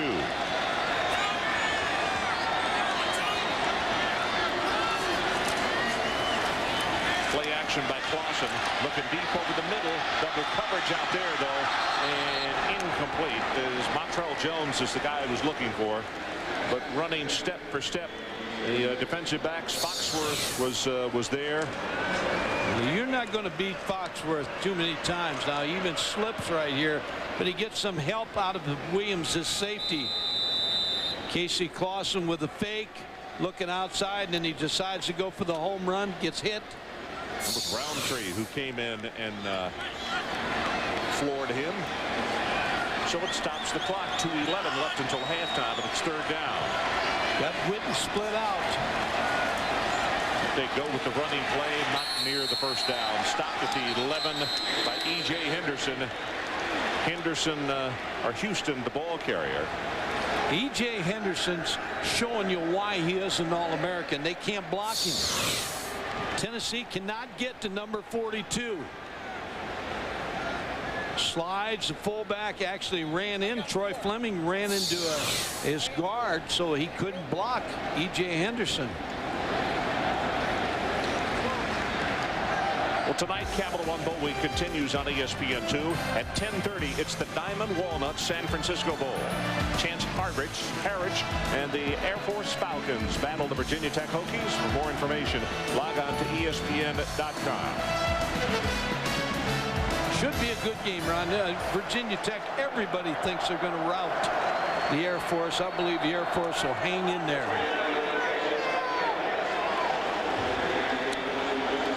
I don't. You don't think they will? Well, stay tuned. After Lawrence Welk, you'll be able to watch out. You probably are right, but we'll see. Colquitt stands about 3 yards deep in the end zone to get this punt away. Suter is the deep man.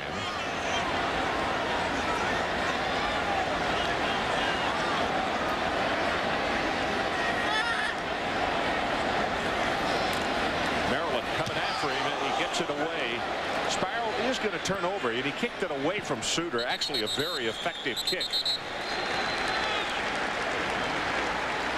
Happy holidays to all the airmen assigned to the Pacific Air Forces watching the Chick-fil-A Peach Bowl on AFN, the American Forces Network, including the men and women of the 374th Aeromedical Evacuation Squadron based at Yokota Air Base in Japan.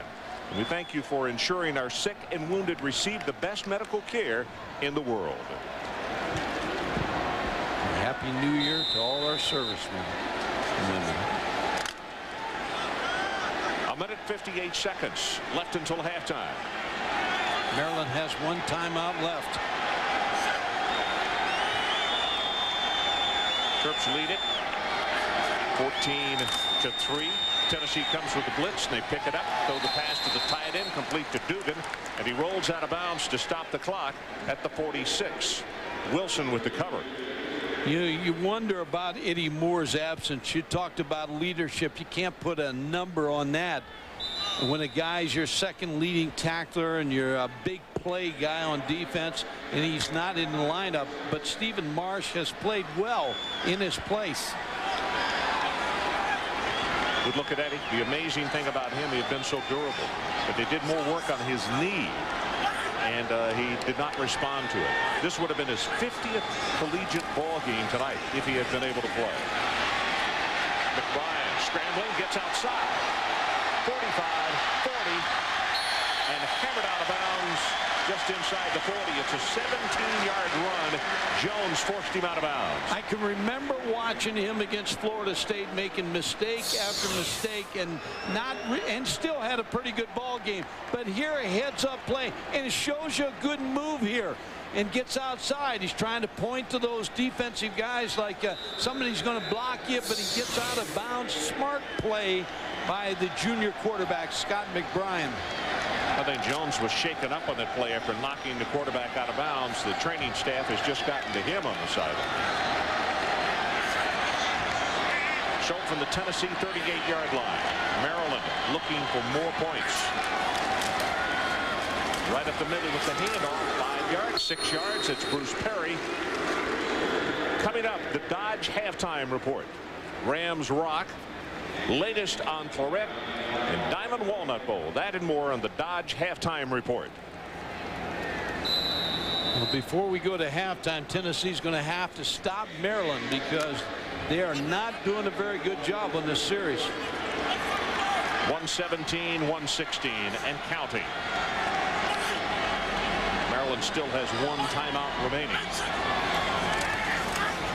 Here's McBrien looking, being forced out of the pocket, throws it back over the middle, and it's incomplete at the 23. Veal and Franklin with pressure, forcing him out of the pocket. Sometimes when you're on the run as a quarterback and you see an open receiver late, you just overstride and overthrow it, and that's exactly what Scott McBrien did on that play. He really rifled it, didn't he? Tried to get the ball to Williams. He was open, but you just couldn't bring his arm and hips and everything together. Third down, line to make is the Tennessee 28.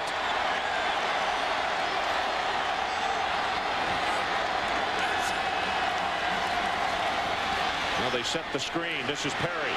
Puts a head down, not going to have it. Not even close. Stopped at the 31-yard line.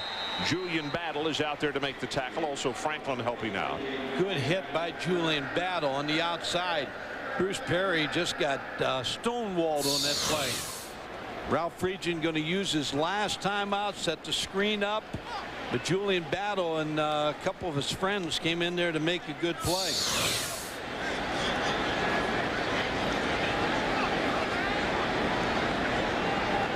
Well, if they go for the field goal, which it appears that they will, a 48-yard attempt.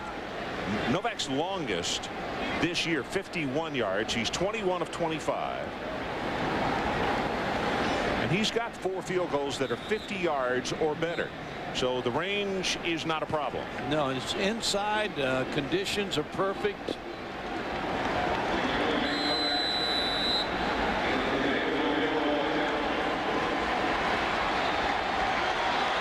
Trying to make it once again a 14-point lead for Maryland. the hole to Brooks Bernard. The punter. Good pass. Got distance. And he's got accuracy.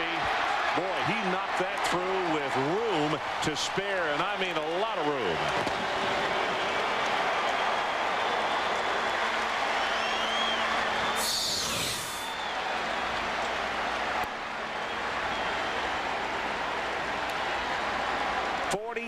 Yards on the field goal, and in his career from 40 to 49 yards he is 5 of 8, and that also equals a bowl record in the Chick-fil-A Peach Bowl.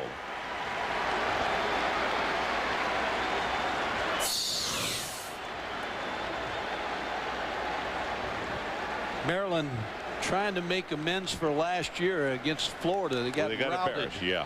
And a lot of people said the speed of the SEC, they can't contend with it. So they came in here to prove a point. They got another half to prove that point, but did a good job here in the first. All I would say for any Tennessee fans that are not real happy and not looking forward to the second half, I remember Jekyll and Hyde, 2 different halves, LSU and Georgia Tech, about 3 years ago. You remember that? Here's the kick. Scott is the deep man, and he'll return it from the 8. Puts a head down and takes it out to the 28. If you want the edge for Maryland in the first half has been the kicking game. And it's exactly when you look at where Tennessee has started from 20 to 16 to 20 to 11 to 6. That's because of the punt team and the kickoff team. And so Tennessee, which is usually very good in special teams, has been outgunned in the special teams in the first half. And that's been the difference. It really has. Bernard has punted so well. Novak has place kicked, as you just saw, 48-yard field goal extremely well.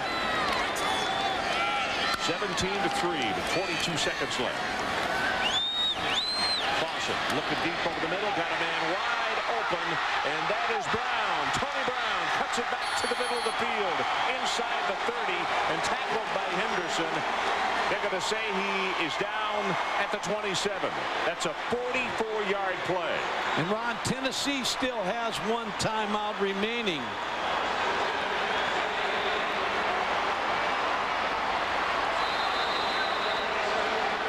Tennessee quickly to the line of scrimmage. Maryland was not even down in 3-point stances, and the ball is thrown and it is knocked away or dropped at the 18. Tennessee wanted pass interference on Cox, fading the intended receiver. I think that was pretty good coverage by Cox. Just knocked the ball out. You see the good call, bad call. Keith Delisandro had one of those. Who? Keith, our guy. Ooh. Bruce Willis. Mr. NASCAR. Yeah. He had the good call, bad call. So it's 2nd down and 10. That stopped the clock with 24 ticks left until halftime. Clausen pumped it once under pressure. Going to be sacked by Roundtree. And it was Justin Duffy, the youngster who's making his first start and really playing time, who was underneath and affecting the play. Well, Justin Duffy, you're going to see him come in here in the middle, right there, number 64. And he got his chance tonight. He's a walk-on, or was on the scout team, not a walk-on, but on the scout team. And Ralph Friedgen kept watching the scout team's defense, and he kept remarking about Duffy. He says, you know, he doesn't do a bad job. Well, they sent somebody home here, and then all of a sudden he gets his first chance to start, and he's doing a remarkable job here in the first half. That's interesting. I would love to have had a monitor on his heart when he first ran on the field tonight, Mike. Difficult situation. It's a tough position to play, even if you've had months to work on it, like these other guys. And you're figuring Tennessee's offensive line, which is a pretty good offensive line. He gets his first start against a pretty good group. Tennessee now out of timeouts with 15 seconds. Well, go ahead, Ron. I was just going to say, this is the 44-yard play that set it up. Tony Brown. Nice job of cutting it back into the middle. And that's the kind of hustle. One of the reasons a guy is named All-American. Henderson made that tackle. There's Witten on the inside right there, flanking him out, trying to get him against a safety. Safety blitz is coming on. Quick pass, got it out there in the flat, complete. Out of bounds at the 25 is Derek Tinsley. Tackled by Williams. So now only 11 seconds left, and Tennessee's not going to take a chance on another play. They'll bring in the field goal unit.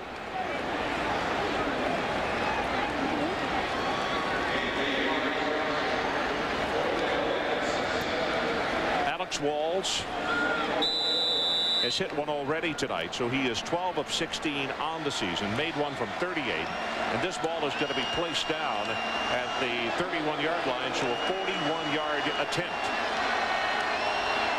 Good pass, plenty of distance, and he missed it wide left.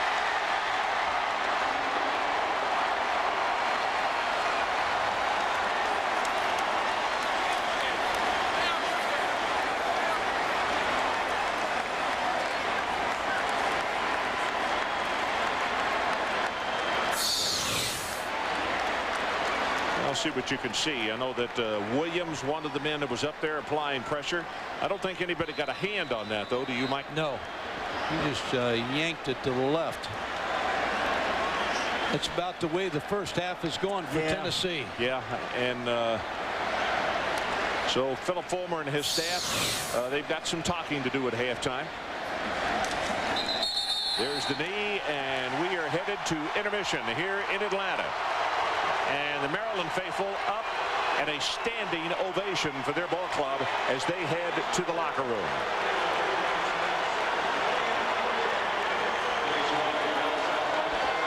Adrian Karsten, let's check with you. Coach, you need to get more production out of your offense. How do you do it? Well, we've got to protect the quarterback a little bit better, run the football a little bit better. We've had some plays and been our own worst enemies a couple times early. It's certainly attainable. 17-3 is not unattainable. What do you tell these guys in the halftime to light a fire under them? Dan, we got to play better. You know, we just got to go play harder, play better, play more consistent, not give them things. The first drive we gave to them with the penalties, the second drive with the interception or the second score. Got to play better. Thank you, sir. Ron, I heard all the players from the sideline say we need to play Tennessee football. So our halftime score, Maryland 17-3 over Tennessee. Now here's Reese Davis with the Dodge halftime report. Reese?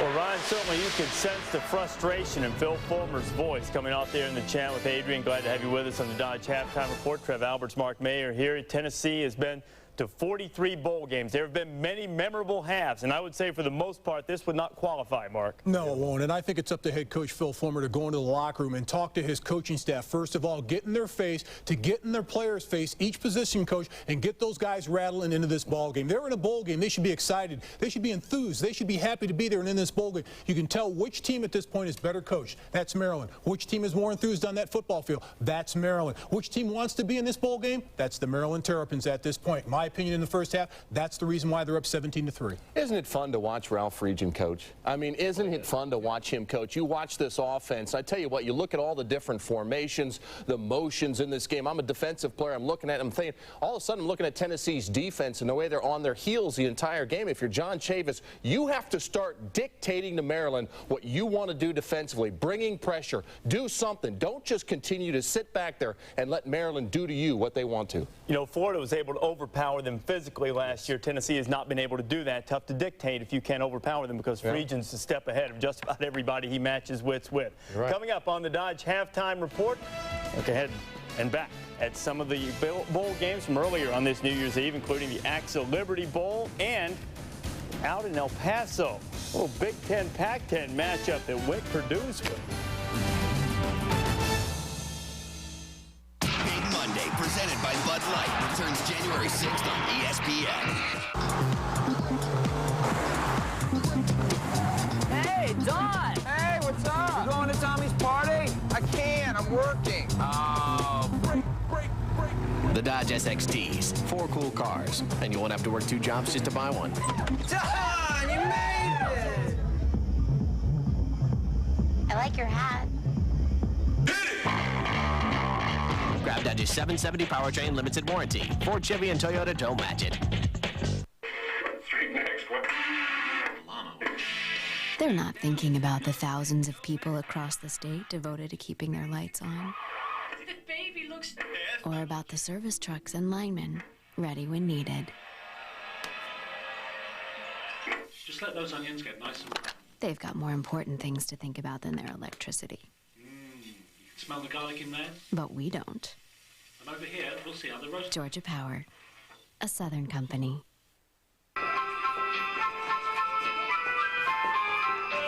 Whoa! Hey, stop the music. Guys, everyone stop. We don't need all this. Kias are already a great value, so we got good deals on top of good deals here. Like $2,000 cash back on a Spectra and $1,000 cash back on Rio. Plus our 10-year warranty. What is that? It's a sales monkey. Visit your Greater Metro Atlanta Kia retailers. Hurry, offer ends soon. This halftime report brought to you by Dodge. You can take life as it comes, or you can grab life by the horns. Dodge.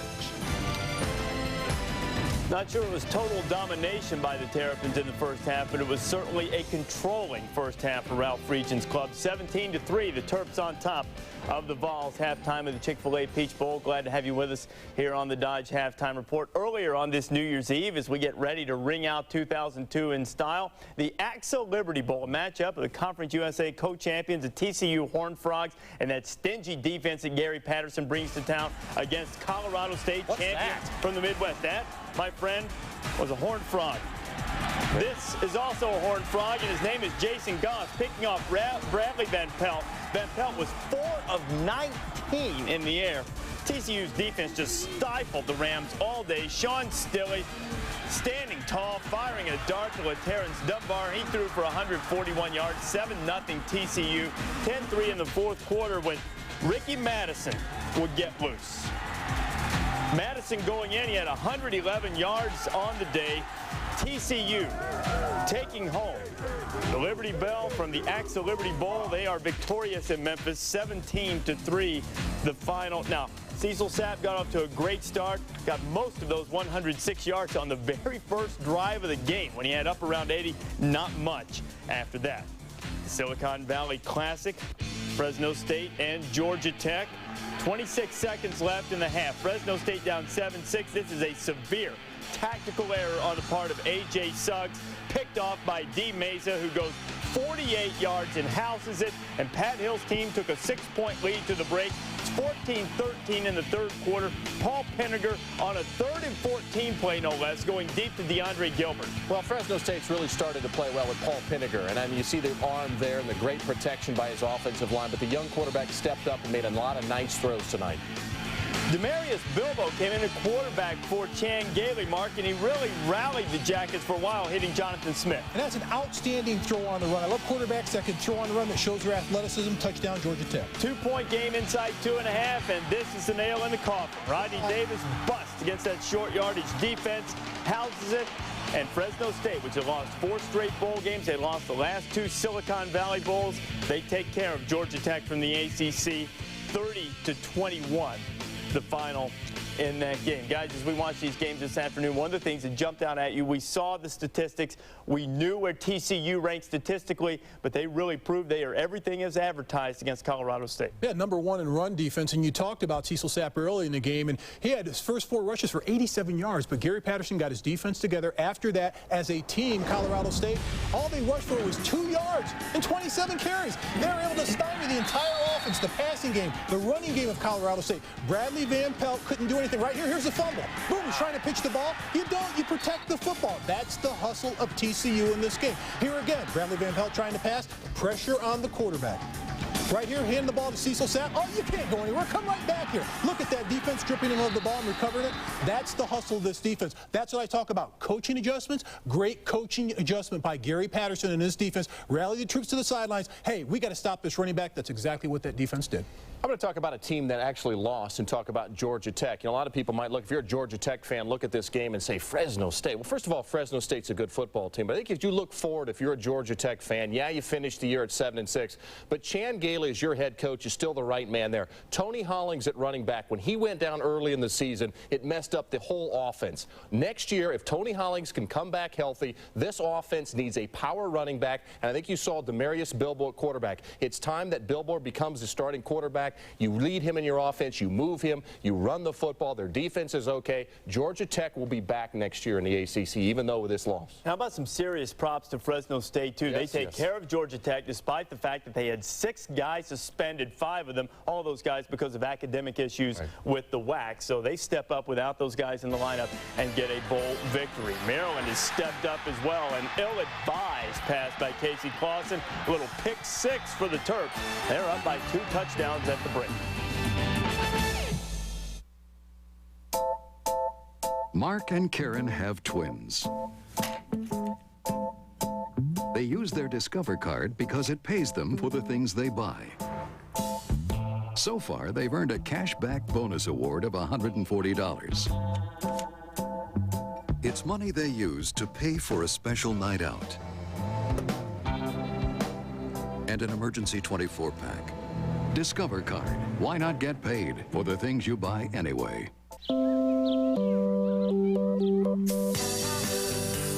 Now there's a better way to soothe your skin after shaving. Nivea for Men Aftershave Balm has advanced moisturizers and vitamins to soothe and improve your skin. Nivea for Men. More evolved skincare. Introducing all new America Online 8.0. Now you can sort email and go to important mail first. And the new and better parental controls help safeguard your kids. New AOL 8.0. Welcome. Call 1-800-4ONLINE to sign up today. This is the Bowflex Power Pro. Quite possibly the most effective home fitness machine ever made. Bowflex is so effective that we guarantee you'll get the results you want in 6 weeks or less. You can own a Bowflex with no money down and payments as low as $33 per month. Call and ask for a free video and brochure, or visit us on the web today. Redefine your body with Bowflex. There is a start, there is a finish, and in the journey between, there are dreams. The NCAA Hall of Champions keeps these dreams alive for you. More than a museum, the NCAA Hall of Champions takes you on an interactive journey. Relive some of the most inspirational moments in collegiate sports history and walk in the steps of the student athlete. At the NCAA Hall of Champions, you'll find something for every fan. Discover what it means to be a champion. The journey begins inside.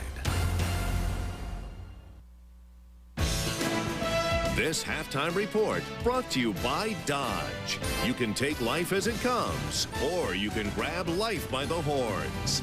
Dodge.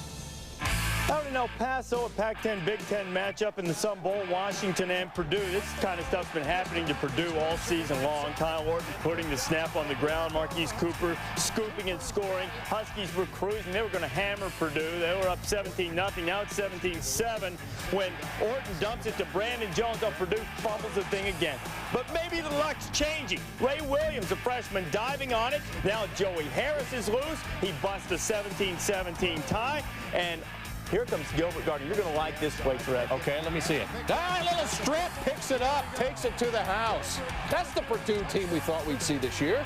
Purdue ran off 34 unanswered. Washington got an excuse me touchdown at the end. Purdue 34-24. Orton 25-37. You know what's wrong with Washington? You see that? 44 yards rushing. Rick Neuheisel must change that for next year. They've had a problem with that just about all season long. Crucial.com Humanitarian Bowl in Boise. Boise State against Iowa State. Boise State seeking its first win as a 1-8 team over a team from a BCS conference. Ryan Dinwiddie dump it off to Brock Forsey. Get it down to the 24, and then let the nation's leader in touchdowns go into the end zone. Just foul your blockers right at the gut foul to center, raising the roof for Brock Forsey. Here again, a pitch to the outside, and he scores again. Boise State down at the half, 10-7, now up 14-10. Here's Dinwiddie, knows a good thing when he sees it, but he doesn't have to stay with it. Reverse! Lou Fanucci taking it deep into Cyclone territory. It led to a Dinwiddie touchdown, then Forsey with his third touchdown of the day, 78 yards. Boise State in a cold, chilling rain on its home turf. Dan Hawkins, he had a little rub-it-in touchdown there at the end, too, to make that spread 34-16 at the end. Boise State taking care of business and finishing off a 12-1 season.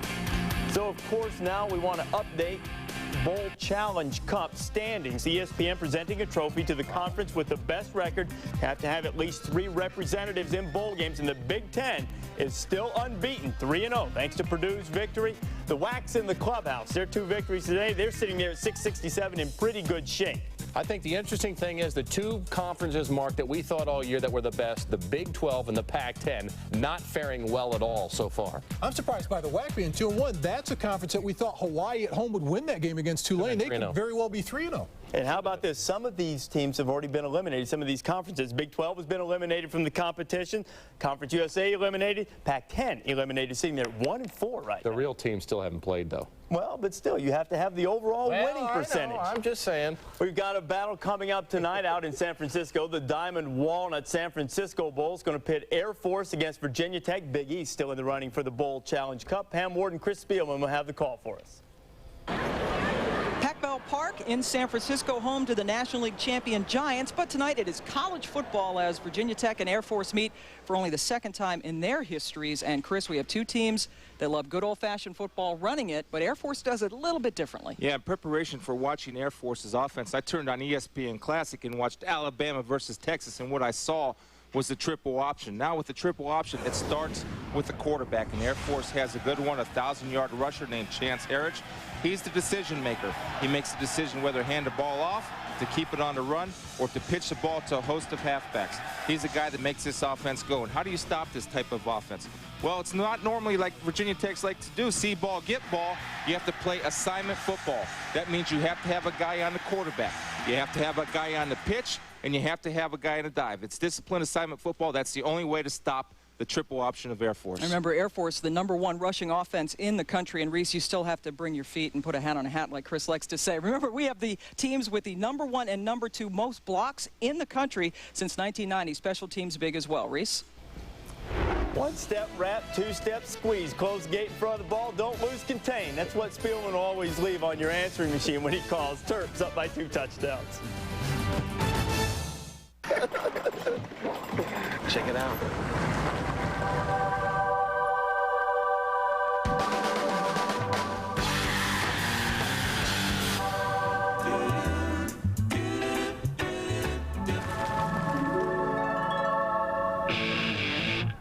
Introducing the all-new Ram Heavy Duty. Ram Heavy Duty. Enough muscle to grab Motor Trend's 2003 Truck of the Year award. Every Tuesday, we eat at the Shanghai Burrito. And I know exactly what everyone's going to get. Heartburn, upset stomach. Excuse me. You don't want to know. We all end up with Pepto-Bismol. As it coats, it relieves heartburn, indigestion, upset stomach, nausea, and diarrhea. It could take 5 different medicines to do what our Pepto does. So here it is Tuesday. And hey, anybody hungry? For heartburn, indigestion, upset stomach, nausea, and diarrhea, think pink, think Pepto. Almost overnight, the University of Maryland has arrived. And now that we're here, we're getting out there in big ways. Today, we're the team leader on a NASA mission to study the heart of a comet. We just opened a dazzling new performing arts center. Half of our freshmen ranked in the top 10% of their graduating class. And then there's the football thing, which makes all of us wonder, what's next month going to be like?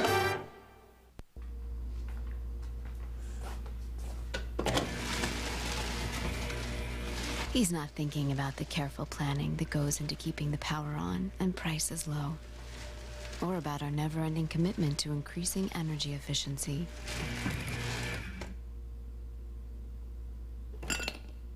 He has more important things to think about than his electricity, but we don't. Georgia Power, a Southern company. Lots of people have a look. Only a few have the goods to back it up. Like Dodge Neon SXT, with a 132-horse engine, Jam-In CD sound, aluminum wheels, and much more. Now qualified lessees can get the whole package for just $199 a month. Plus, get our 7-year or 70,000-mile powertrain limited warranty. Ford, Chevy, and Toyota don't match it. The Dodge Neon SXT. How style and performance hook up for just $199 a month.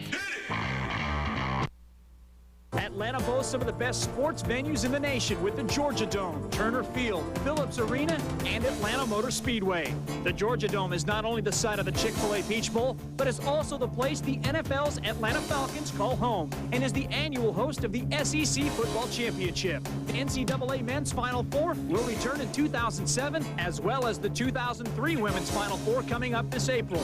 Turner Field, the permanent home of America's favorite Atlanta Braves, has seen its share of exciting events, also calling Atlanta home. The NBA's Atlanta Hawks and the NHL's Atlanta Thrashers share the state-of-the-art Phillips Arena. Motorsports play a key role in Atlanta's sports scene, recently hosting the Napa 500 at the Atlanta Motor Speedway. In Atlanta, runners take their mark every 4th of July for the Peachtree Road Race. The city is also known for its many world-class golf courses, making it an attractive setting every year for PGA events. The Georgia Tech Yellow Jackets call Atlanta home as well. Add it all up, and Atlanta has earned its title as sports mecca. The legendary fame of Coach Bobby Dodd goes far beyond his outstanding record as head football coach at Georgia Tech.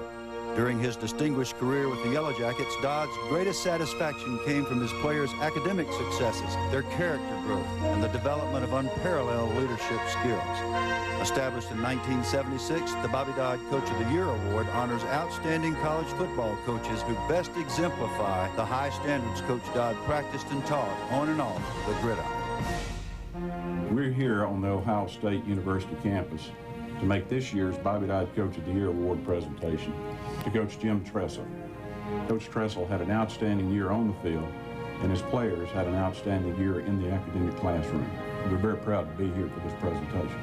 And I, too, add my congratulations to you for the wonderful football season that you had. 3 and really a dominating first half. But the interesting thing, Mike, and we talk about it from time to time, about how stats lie. And when you look at the stats, Tennessee is well up in the stats, equal in first downs and everything, but it was not a first half that Philip Fulmer was proud of, I can assure you. No, penalties, they got whipped in special teams, and the interception really turned to a touchdown for Maryland. So Maryland completely outplayed them in the first half.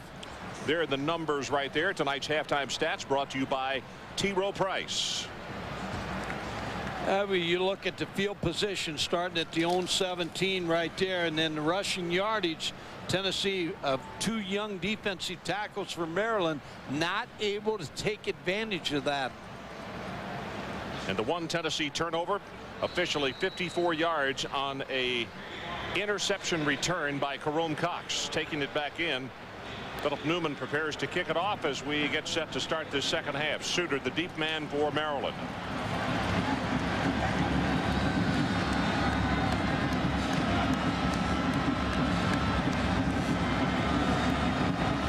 So the second half is underway, and this one's going to be returnable. Suter at the goal line. Suter, 25, and out to the 28. Adrian Karsten, what do you got? Ron, from the volunteer locker room, they really need to get their passing game going. The problem is they don't have Kelly Washington. Now here is their leading receiver, who we haven't seen since the Alabama game, and that was late October, who accounted for more than 1/3 of their first downs and most of their touchdowns. They've got to find someone, and they tried a couple of different receivers in the first half. But Tennessee really feels if they're going to win this game, they have to pass the ball. Okay, Adrian. Maryland won the toss to start the ball game tonight. They deferred to the second half. That's the reason they go on offense. Chris Downs is the tailback, and Lynch, the big fullback, opens there as well. Pressure from the backside on McBride. Pass delivered, tipped in, falls harmlessly at the 45-yard line. So Tennessee comes out with some good pressure on the quarterback, forcing the play. Linebacker Stephen Marsh. Yeah, go back to the offensive huddle of Maryland.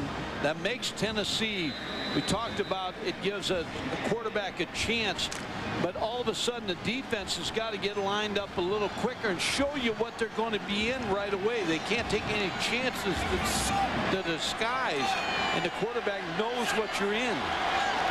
Tennessee showing blitz off the corner. We'll see if they come or not. Nope, they back off of it. Short drop, but a quick pass has that one complete at the 35-yard line and out to the 40. Good for the first down, and it's going to be JoJo Walker. JoJo with a good route. McBride with a good pass, and it looks like Maryland's got a good bead on Tennessee's defensive strategy. Talking with a couple of people from Tennessee at halftime, and their remark was Ralph Friedgen's package is so tough and difficult for the defense because he gives you so many different looks. Checking off right now to the front. And they'll go with the running play straight ahead. That's number 20, Chris Downs, tackled by Kenyon Whiteside, being shoved back to the 37, but he'll get forward progress to the 44. That's 7 tackles for Whiteside.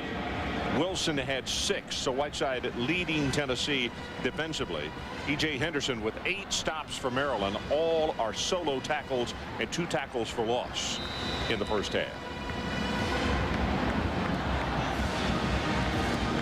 So Scott McBrien, Mike, since the last time we saw him, different quarterback. He really is. Confidence. He's in the system now. He understands everything. He's doing a great job. And they simplified some things for him, which obviously have been easier. Looks like he came with another audible here. Second down. Sets deep in the pocket. Now going to step up and run and won't even get back to the line of scrimmage as Jason Mitchell, the freshman out of Abbeville, Tennessee, is there to make the tackle. When you look at Maryland this season and the 10 wins, they ran the ball very efficiently. When you look at that 241-yard average right there, the games they lost, people stopped them from running, and thus you couldn't throw the football, and you got to 6 interceptions. So they've been able to run in this football game. Third down. The line to make is midfield. Tennessee faithful trying to help out the defense with some more noise. McBrien slings it over the middle, has it complete at the 42 to Latrez Harrison, and the ball is taken away Tennessee. That is Mark Jones.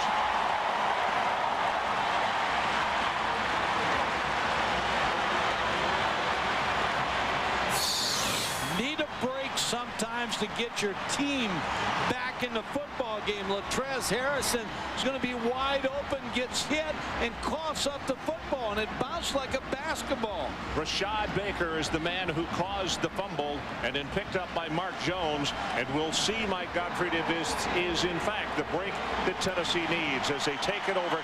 Best starting position of the night, Maryland 41. This may be the wake-up call they needed. Clausen will operate from the shotgun. Got the pass complete at the 36-yard line to Tony Brown. Tony had the 44-yard breakout just before halftime, and Jerome Cox is there to stop him after a short gain.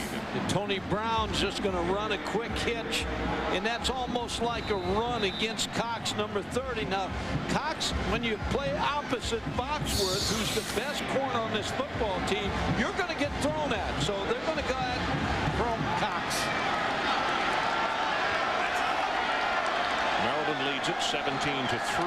Big cushion over here again.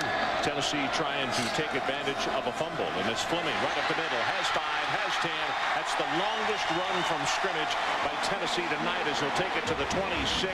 E.J. Henderson records the tackle, and he is darn close to double figures in stops already. Came out in the shotgun, 2 plays, hit him with a draw. Troy Fleming, very good fullback. He's a tailback that's moved to fullback, picks up the first down. As we mentioned in the first half, Troy Fleming, as Mike said, they use him at fullback some. Tailback in high school, scored over 100 touchdowns. He can catch the ball too. He was the leading receiver in the Florida and the Miami game. First down from the 26. Clausen, stop and go, and a miscommunication with his receiver.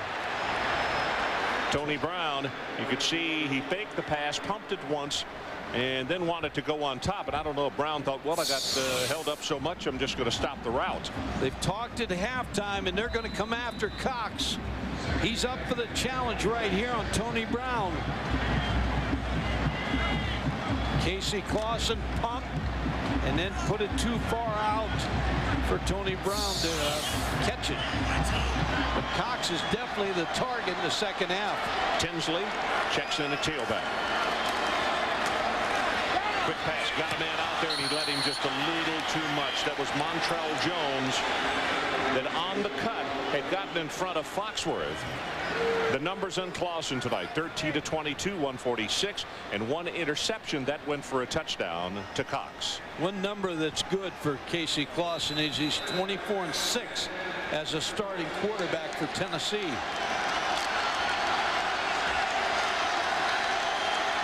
3 of 8 on third down conversions for the Volunteers tonight.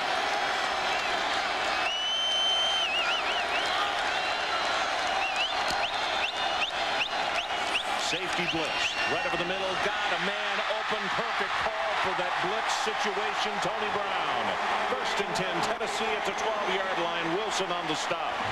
Tony Brown had a knee injury in the beginning of the year, had 17 catches in the 8 games he played in. Makes a good catch on the short post route.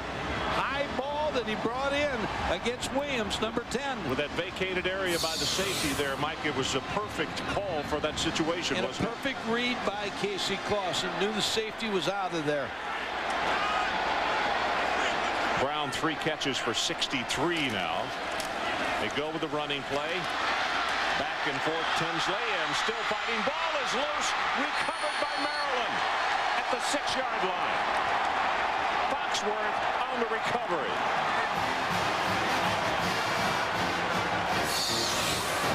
When you get started, you just can't turn the football over. Tinsley, see if his knee is, now they stripped the ball. The ball's out. Denard Wilson is the man who stripped it. So a turnover by Tennessee inside the 10. We'll be right back.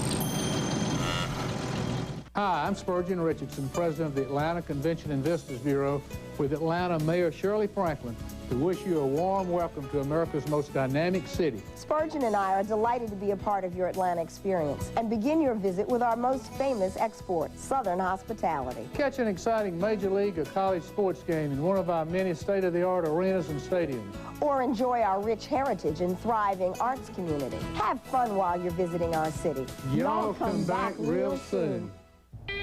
Okay, guys, get this bird put away and we're done for the day.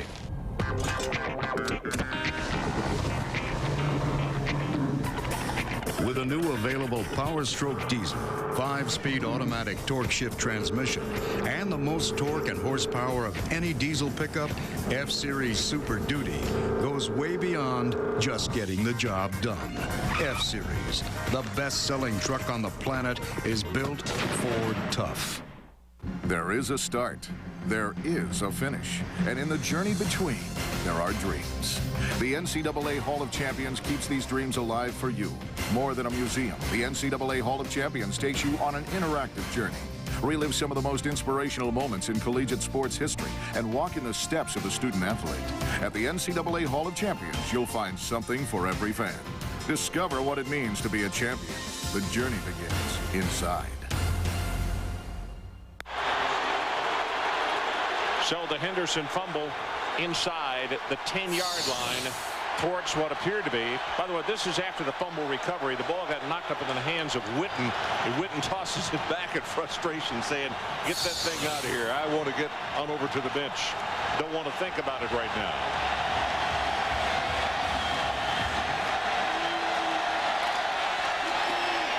Straight ahead with Perry, breaks it open up close to the 15-yard line. That's going to be a gain of about 7, close to 8 yards. Rashad Baker making the tackle. Bruce Perry getting the start here in the second half in this series. Follows the block of James Lynch and breaks through. His offensive line's done a nice job blocking Tennessee. Lamar Bryant, the right guard, a very steady performer, a junior out of Clinton, Maryland, had a key block on that play right there. Second down and short. Perry again accelerates, and you can see he's close to the first down. In fact, where the linesman is coming in, they will have enough for the first down. Mitchell and Whiteside combining on the stop. Ron, the last 2 games that Bruce Perry played, he averaged 6.2 yards per carry.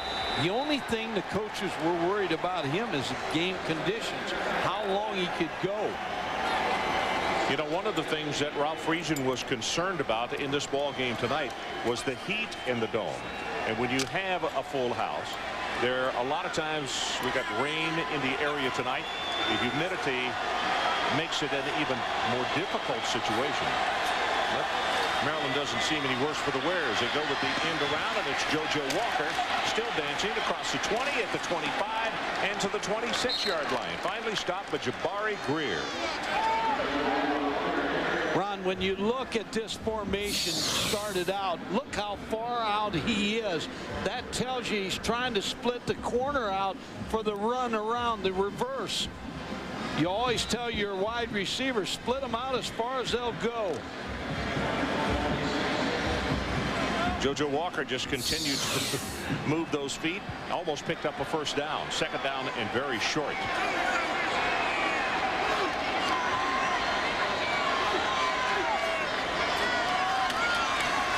And they go with Perry. Tried to cut back into the middle, and he is going to wind up with a good second effort. He'll have the first down. Steve Marsh did a good job there as a linebacker, giving up his body on that play. Good shot inside the Georgia Dome here, just a few hours, not too far from here. The peach will drop, so to speak. The ball falls in New York City at Times Square. Here they drop a peach, obviously, for the Peach State. And we're about 2 hours from that, 2 hours and 10 minutes. That's Derek Miller, the tight end, who came limping off the field.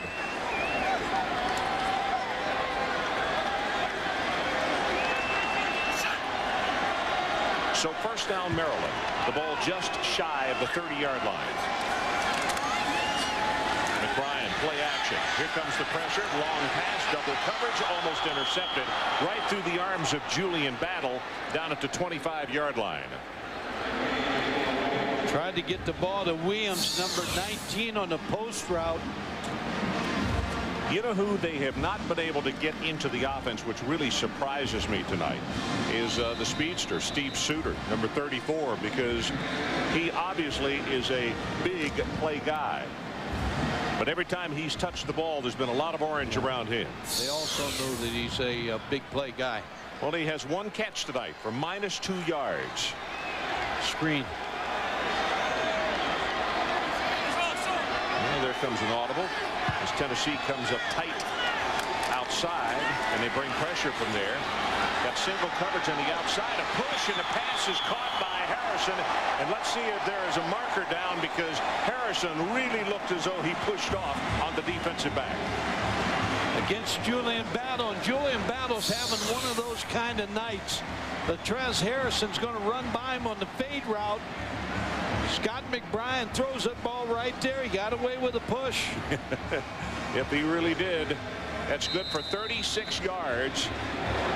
And it'll be first down at the 34. Tennessee's got to get set. Maryland already at the line of scrimmage. Perry and Chris Downs in the backfield as they go from the shotgun. Pitch goes to Perry. Pressure coming off the blitz. A good play by Jason Mitchell. You could see him coming off the corner. He retreated and got back into the short side of the field to make the stop. But Jason Mitchell has a tough assignment on this play, because once that ball's out there, now he's got to tackle in space Bruce Perry. Bruce Perry kind of got stopped up there, and maybe tennis shoes got caught in this turf or something because he couldn't move. It's a -7 on the play. Second down and 17. Tennessee getting a timeout again. Didn't have enough guys, or the right guys, on the field. So we'll take a break. 17-3. Maryland continues to lead. We'll be right back.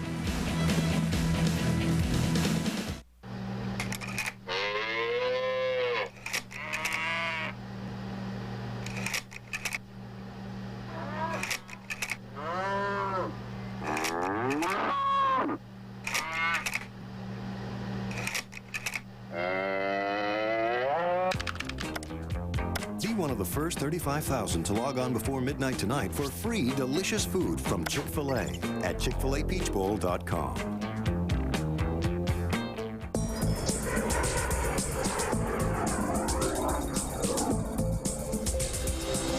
Ford Explorer is alone at the top. It has outstanding handling and the roomiest third-row seat in its class, which are just a couple of the reasons it's the best-selling SUV on the planet. Ford Explorer, the leader, has no boundaries. We moved into a new house where Mom got this great new job.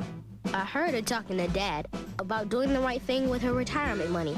Something about rollover, which gave me this great idea. Come on, baby. Come on. Roll over. Roll over. I'm just gonna turn your body this way. Our pro rollover was easier. It must be. No-load mutual funds from T. Rowe Price. Invest with confidence. I am a soldier, an army of one. Even though I am part of the strongest army in the world, I am my own force. With the latest technology, training, and support, who I am has become better than who I was. And I'll be the first to tell you, the might of the U.S. Army doesn't lie in numbers. It lies in soldiers like me. Specialist Mark DeCarli. I am an army of one, and you can see my strength. 7 minutes, 41 seconds left, third quarter. Maryland continues to lead by 14.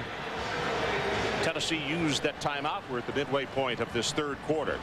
And in case you have just joined us or rejoined us, Tennessee got a fumble recovery and marched it all the way down inside the 10. Tinsley fumbled, and that's where this drive started for Maryland. At the 6-yard line.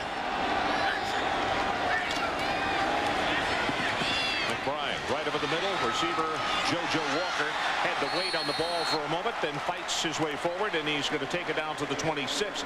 Good for 15 yards. And JoJo Walker really ran out of the tackle. He should have been stopped 5 yards shorter than what he gained. You're going to see the missed tackle right here. He just kept his feet, got his hand down, and picked up 5 more yards. Like we are told that Derek Miller, the backup tight end, there he is being taken by Cart. You can see the bandaged right ankle. This turf taking its toll, hasn't it? It is third down. They need to take it to the 24-yard line. McBrien got it knocked down right over the middle. Had a receiver open, but he threw it just a smidge behind him. Jason Mitchell had a chance. This ball hits him in the hands. Here's the pressure. McBrien's going to get hit. It was Whiteside who hit him, yeah. Ball should have been picked off. So Nick Novak, the sophomore out of Charlottesville, Virginia, comes on to attempt the field goal. 22 of 26 on the season. He hit the long one earlier tonight, the one from 48. This will be a 44-yard attempt.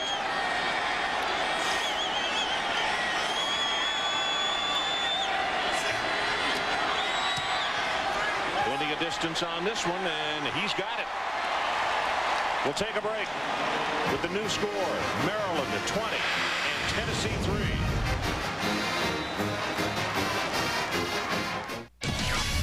Tonight on SportsCenter, Claret shows a different side in Tempe. What's on the Steelers' side against the Browns? The Packs playing mind games. And will the Bucs stop here for Yao? SportsCenter after the game, ESPN. Fit and rip it? Heck yeah. I think it's a great way to start a hole. But the bang. I don't think it'd be nearly as much fun if you putted first. Charles Howard III joins golf's best at the Mercedes Championships on ESPN.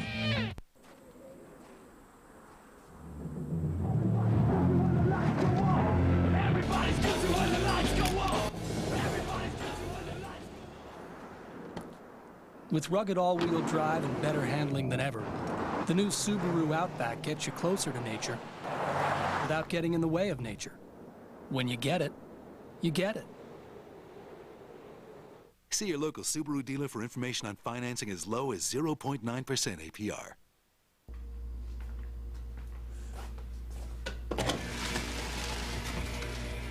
He's not thinking about the careful planning that goes into keeping the power on and prices low, or about our never-ending commitment to increasing energy efficiency.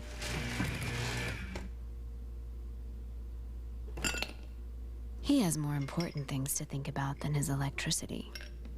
But we don't. Georgia Power, a Southern company. ESPN's exclusive presentation of the 2002 Chick-fil-A Peach Bowl. Brought to you by Ford. The best-selling trucks are built Ford tough.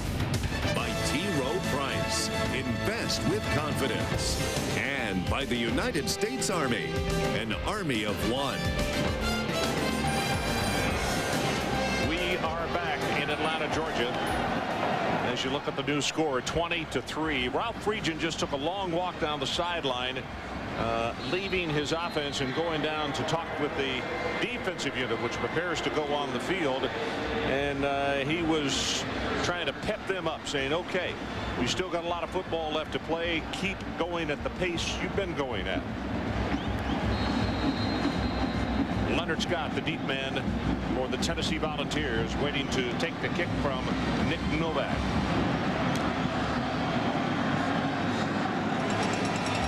From the 2. Scott gets by 2 tacklers, breaks it to the outside. At the 30, here comes a flag in. He's out of bounds at the 37.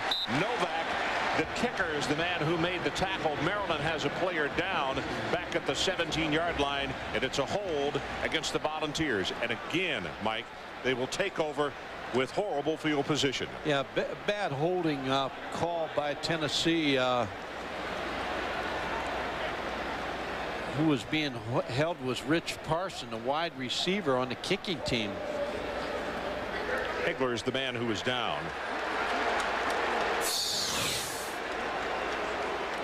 Here's the hold. We're going to see it right here. And as you said, they're going to start from about 14.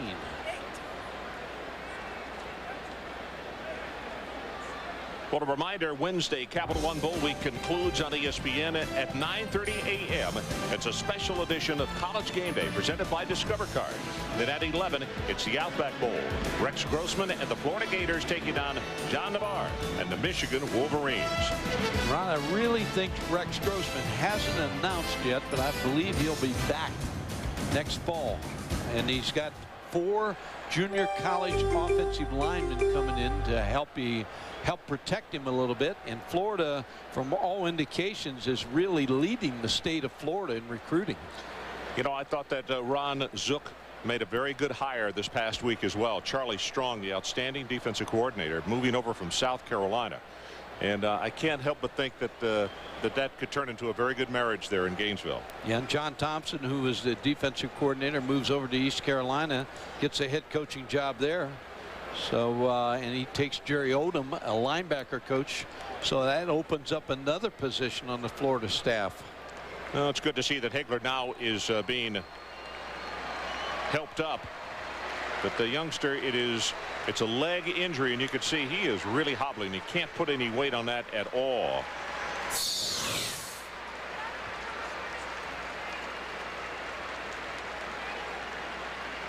It comes into the play right there. Got hit by his teammate, and that's when the leg was injured. So they're having to carry him off, and he's holding that left ankle extremely high. Doesn't want it to come close to touching the turf. James Lynch was the player that collided with him. So here comes Tennessee.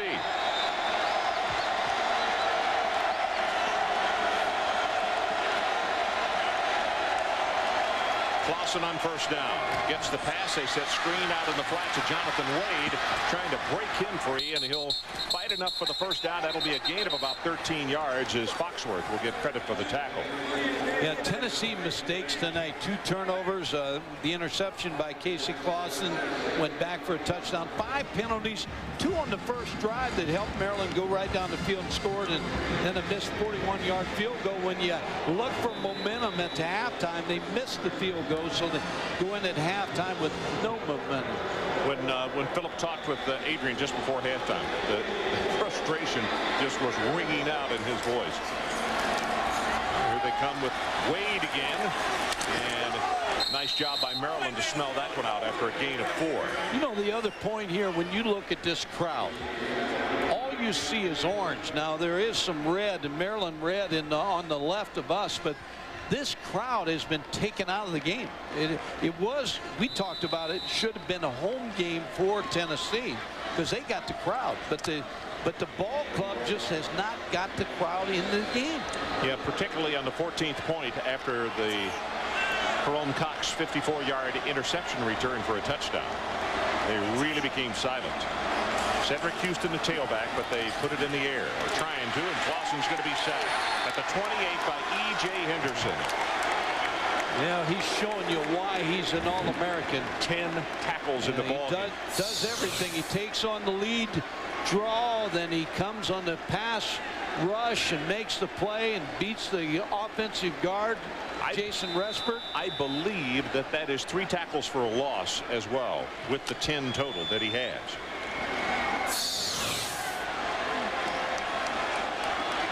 Forced a fumble also. 3rd down Tennessee. They need the 36.5-yard line to keep the drive going. Maryland comes with a blitz right at the middle. Pressure is on. It's Henderson again. E.J. Henderson, winner of the Backus Award this year. 11 tackles, and we still have just over 4 minutes to play 3rd quarter. And the Bengals are on the clock right now. They may be looking at E.J. Henderson. E.J. Henderson, a little stunt to the left side. Casey Clausen sees him, but can't get rid of the football. You talked about how smart he is, graduated in 4 years. 4th time that Tennessee has had to punt tonight. Colquitt waits for the snap back at the 7, and Suter is the man deep. They've got to return on. Very high kick and very deep. Suter all the way back to the 21-yard line. Breaks the first tackle, will not get by the second, and is stopped at the 32 by Jason Witten. 57 on the punt and 1 on the return. 3:56 left in the 3rd quarter. We'll be right back. Just moments ago, a grand opening at a local restaurant quickly came to a halt. Now, apparently, the 300-pound Circus Burger sign was tipped over where it came to rest on a parked car below. Now, if you look up there on the roof, you'll see where the massive burger was anchored. No one was injured, although the owner of the car was shaken up. Now, I'm told there are no suspects at this time, though investigators do think foul play was involved. For Live Witness News, I'm David Carpetian. Katie?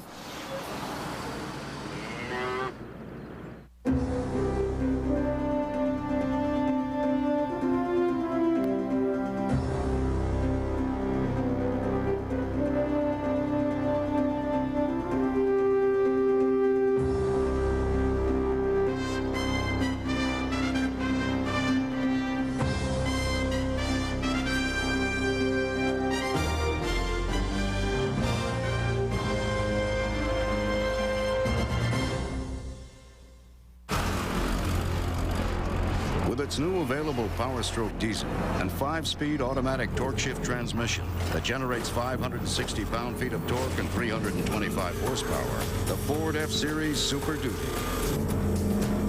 pulls faster and easier than any other diesel pickup. Ford F-Series, the best-selling truck on the planet. Well, guess that settles that. Yep. It's built Ford tough. Rex Grossman and the Gators collide with John Navarre and the Wolverines. Capital One Bowl Week continues with the Outback Bowl, 11 a.m. New Year's Day on ESPN. Back in Atlanta for the Chick-fil-A Peach Bowl. The quarterback for Maryland, number 17, Hakeler. Thank you, Ron. Just left the field with a probable broken left ankle. He will not be back in the game. Not a terribly significant injury to the Maryland defensive backfield, but again, it's one of those things where if Tennessee, as I said, at the half wants to win this game, they're going to have to throw the ball, and that might give them an opportunity. Okay, Adrian. Chris Downs checks into the lineup at tailback.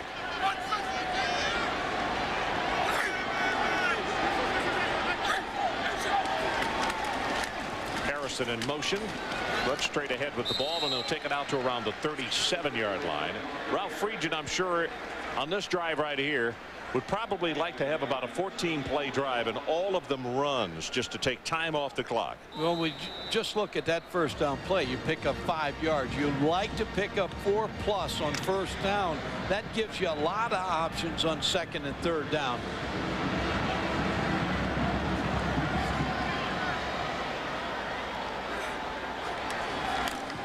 Chris Downs, right side, and close to picking up another first down. He's going to be tackled about 2 yards short. Jason Mitchell defensively for Tennessee. And Chris Downs is a great story because all the young players that are watching tonight, he was 4th string, thought about transferring, got hot, fumbled the ball, didn't have any confidence, and all of a sudden about the 4th game, he became the guy. And he's the reason Maryland's in the Peach Bowl. Yeah, no question. He's the reason for that 7-game winning streak. Perry was down for the first 7 games. Downs tonight, 11 carries, 31 yards.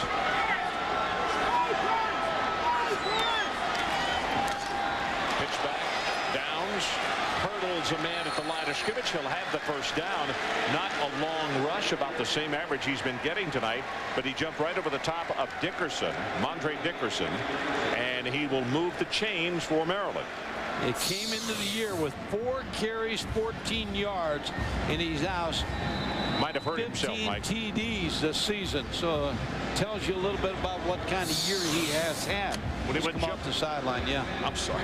When he went jumping over the top on that hard surface, might have knocked the wind out of himself. So that means the number 1, Bruce Perry, will check back into the lineup. The junior out of Philadelphia.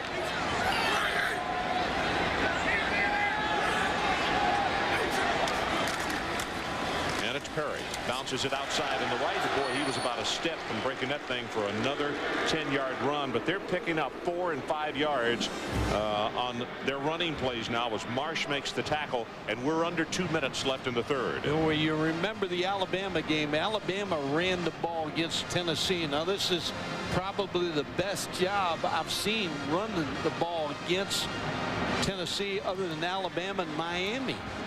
Well, the man standing there on the sideline, for those of you that are not regular Tennessee viewers, that's Eddie Moore. He's a senior and also a captain. And the first time in 50 games of his collegiate career, not able to play tonight because of a knee injury. Pitch back, Perry, head of steam, look out, comes back against the grain. He really took a shot at the 40-yard line, but he'll have the first down after a gain of 11. One thing Tennessee is doing is they're saying to Scott McBride, you want to run the option, we're going to punish you. And here's the hit by Jason Mitchell on McBride, so he's always got to pitch the ball on the option. They're taking him right away. Rushing yardage tonight, Maryland 113, Tennessee 28. About to go under 60 seconds left, third quarter.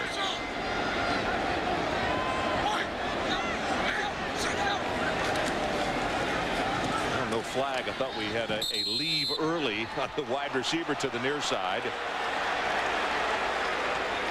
Talking about the injuries, Ron, that Tennessee has sustained this year. Roughing the passer, I believe, Mike. I'm sorry, go ahead with Constantine Richmond, who was a defensive end that they figured was going to be the big play guy. Kevin Burnett, Kevin Simon, a great linebacker for them. Add Eddie Moore and the big-time receiver that they had, Kelly Washington. Personal foul, roughing the passer on an defense. 15-yard penalty, 3-5. Well, another mistake by Tennessee. As you look at it, and it's Harrelson, Paris Harrison.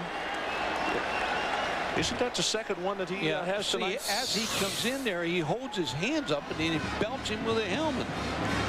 Well, that is like, excuse me, I'm going to hit you. Third personal foul on Tennessee to keep drives alive that happened deep in Tennessee territory.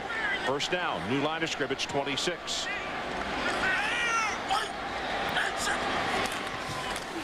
Quarterback draw, got blockers in front.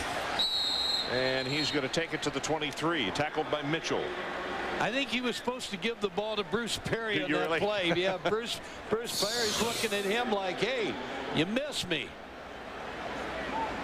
And Bruce Perry blocks. You can tell what a good veteran player. Yeah, Perry said, okay, I don't have the ball. I'll take up for my teammate here. Well, long drives. Maryland just putting this clock to sleep. Put putting the crowd to sleep, too, the Tennessee fans. Maybe the television audience as well. 17 seconds, down to 16. Could be the last play of the third quarter. And they go right up the middle with Perry. Inside the 20, puts a head down. It'll be 1 yard short of the first down. And we'll tell you what they're going to do to try to pick it up in just a moment, because we're going to take a timeout. That is the end of the third quarter. And as we head to the final 15, Maryland 20 and Tennessee 3. Big Monday, presented by Bud Light, returns January 6th on ESPN. There's a place that I travel when I want to roam, and nobody knows it but me. The roads don't go there, and the signs stay home, and nobody knows it but me. It's far, far away, and way, way afar. It's over the moon and the sea. And wherever you're going, that's wherever you are. And nobody knows it but me. Chevy Tahoe, like a rock. My new baby's name is Max. He's waking up about now. My business partner's name is Joe. This has everything you're looking for. It has I see him more than I see Max. It's also my birthday. And I wouldn't mind working from home today. Free double memory on select notebooks only at your Gateway store. Gateway 400 SP notebook PCs feature Intel Pentium 4 processors.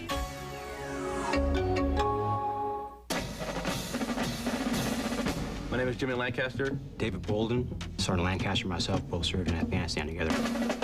Being in top physical condition is a necessity, so took the Bowflex with us. We'd all seen the commercials but never had used one before. Initial reaction to working out on the Bowflex was, it was a tremendous machine. Everybody in our camp wanted to use the Bowflex. And you can go heavy, you can do a lightweight workout, you can max yourself out on the Bowflex. Well, the thing I say to guys who are skeptical of the Bowflex is try it. Try it out and see what you think. It's a very effective piece of fitness equipment that anybody can benefit from, no matter what your fitness level is. I use Bowflex, and that's all I use. The Bowflex kept us mentally focused as well as physically. They helped us stay in shape, and staying in shape helped us do our jobs. Call and ask for a free video and brochure and check out the entire Bowflex lineup, or visit us on the web today. Bowflex, real results. Welcome back to Capital One Bowl Week. It's the Chick-fil-A Peach Bowl. Ron Franklin along with Mike Gottfried and Adrian Karsten in Atlanta, Georgia. And our score 20-3 as we head into the fourth quarter. Tennessee rushing. Season low was 59 against Alabama. Mike, going into the fourth quarter, they had but 28 rushing yards. And that's against two young defensive tackles. They are not able to move the football. They got a big third down here if they want to win this football game. They got to stop Maryland. Maryland needs to take it just inside the 16-yard line. And they go option back into the boundary. McBrien will keep it. He'll have the first down, plus about 4 more yards, tackled by Whiteside. Yeah, that's what makes Maryland so dangerous. They can run the power game at you and then come with McBrien on the option. Now they loaded up right here. You remember that they were hitting the quarterback, and all of a sudden Ralph Friedgen and Charlie Taft make a change. They go to the tight end side. They block the guy that was supposed to take McBrien. Good adjustment by Maryland. So it's first down. The new line of scrimmage is the 12-yard line. 9 plays so far on this drive at almost 60 yards. Perry puts his head down. He'll take it to the 10-yard line. Still fighting, maybe inside the 10 by just a bit. Ron, you go back to the Maryland season. They started 1-2. They lost to Notre Dame 22-0. They beat Akron, and then they lost to Florida State, the game we had, and then they caught fire. 7 straight 9 wins. out of 10. And 9 of their last 10. Virginia, the only team to beat them. And even as we came down into bowl season, we have found out that to lose to Virginia is not a great sin. Al Groh is doing a heck of a job up there in Charlottesville. Got a young team. Second down, they need to take it to the 2-yard line to pick up the first down. Leading 20-3. Perry. Terry's going to go down to the 6. Rashad Baker making the tackle. You know, Baker made that stop. I'd like to get a shot of him if we can, guys, because he is an interesting story. He was injured against Mississippi State, but you see the visor that he wears. You have to get permission from the NCAA to have a visor that is tinted. And you go back to when he was 12 years old, he got hit in the eye with a ball, and he has blurred vision. So it's not just to protect the eye, but also to cut down on the glare. He's got 6 tackles tonight. Chris Downs comes into the lineup at tailback. He's the lone setback for the Terps. Option, McBride. He'll walk it in. Touchdown, Maryland.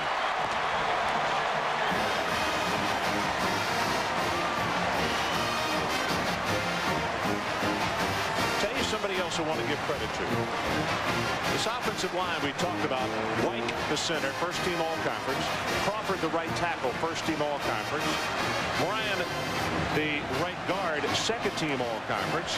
And Brooks, second team all-conference, the left guard. And this offensive line has played like they have high-caliber players. You know who made a good block on that play besides your offensive line? Jeff Dugan, the tight end. And again, it goes back to the Tennessee was hitting the quarterback with the defensive end. So what does Maryland do? They put the tight end out there and they blow the thing up, and Dugan blocks number 91 Omar Hand, and McBride walks in. So that's Charlie Taft, the offensive coordinator. 11 plays, 62 yards, 5:37 off the clock. Novak knocks this one home. So with 12 minutes and 55 seconds left in the ball game, we will take a break. And our new score as we go to break, looking at McBride scoring on the keeper. Maryland 27 and Tennessee 3.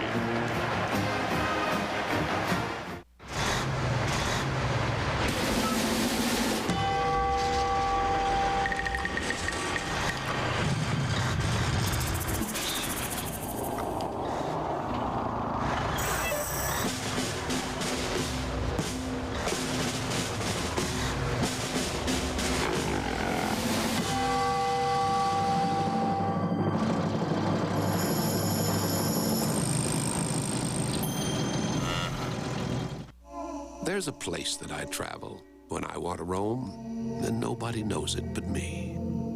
The roads don't go there, and the signs stay home, and nobody knows it but me. It's far, far away, and way, way afar. It's over the moon and the sea. And wherever you're going, that's wherever you are. And nobody knows it but me. Chevy Tahoe, like a rock. It's Power Illustrated. It's Pressure Illustrated. It's Passion Illustrated. And where is it illustrated? Not here. Bob, they won because they... Not here. Not here.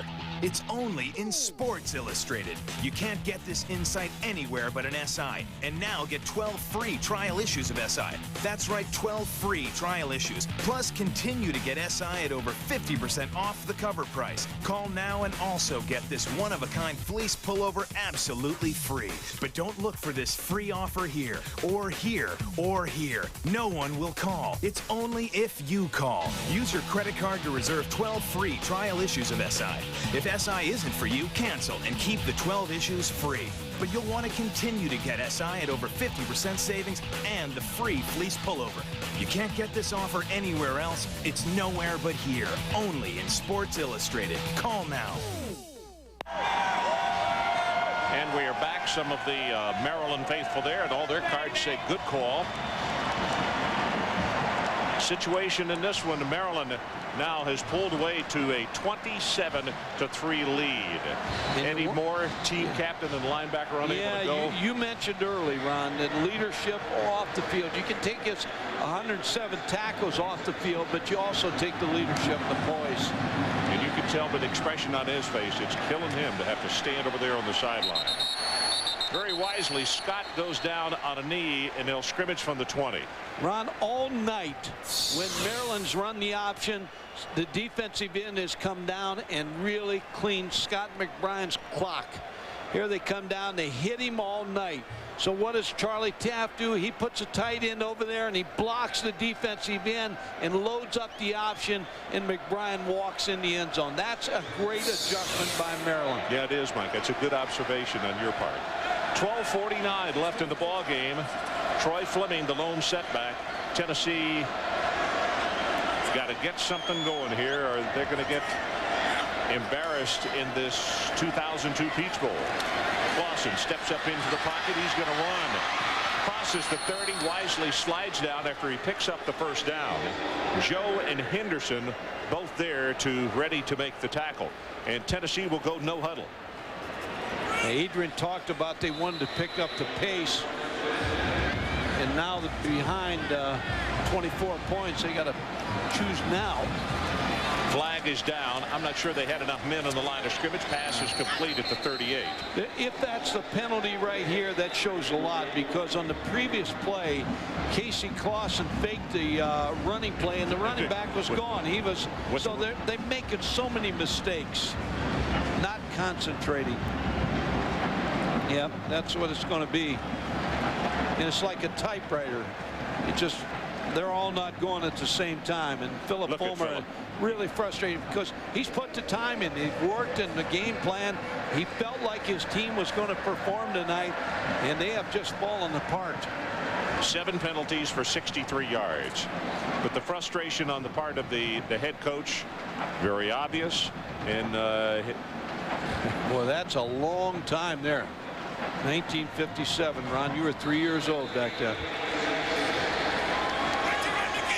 If I've been frozen for about 12 years. Yeah. Clausen, good protection, got it over the middle, has it complete at the 40-yard line, and that's going to be Payton again. Maryland doing a good job of stripping the football. Ralph Regent's trying to come out on the field, but good job by the official. This officiating crew's done a nice job tonight. Ralph is frustrated. He wants more points. Wants to get his offense back out there. Do a good job of stripping the ball low. Anytime Maryland tackles, they're always reaching for that football. Second down and short, about 1.5 yards to get the first. And straight ahead. And they will have the first down at the 43 as Troy Fleming, the junior out of Franklin, Tennessee, picks it up. Ambush on the tackle. Ambush. Don't you get the feeling, oh, everything Tennessee's doing is coming hard, it's coming, it's difficult. I mean, it's not crisp. Clausen's pass is caught at the 42-yard line for the first down. Montrell Jones. That was crisp. 16 yards in that pass play.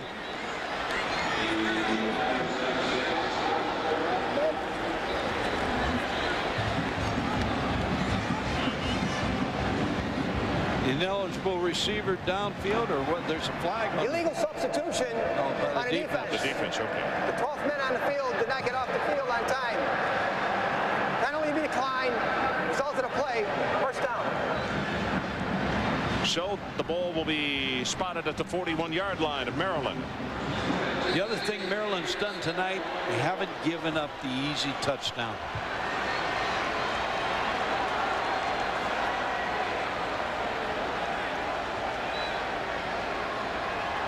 Casey Clausen, junior out of Northridge, California. Saw his dad Jim here yesterday at the walkthrough. Of course, his younger brother, a lefty, plays down at LSU as a quarterback as well. How about him for a father now? He's living everybody's dream. He's got 2 kids in the SEC. Isn't that the truth? Clausen's pass. That's Witten in the flat. Gets by a tackle. Going to have the first down as he steps out of bounds. Just inside the 30-yard line. And Philip Fulmer wants another 15 yards tacked onto that, but not going to get it. Jason Witten shows you what a good athlete he is. Sidestepping Leon Joe. Yep. Leon.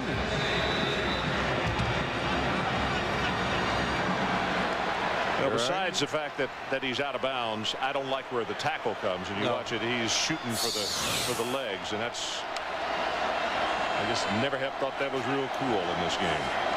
Madill Williams is the man who made the play. It is first down at the 29. Clausen from the shotgun throws it complete.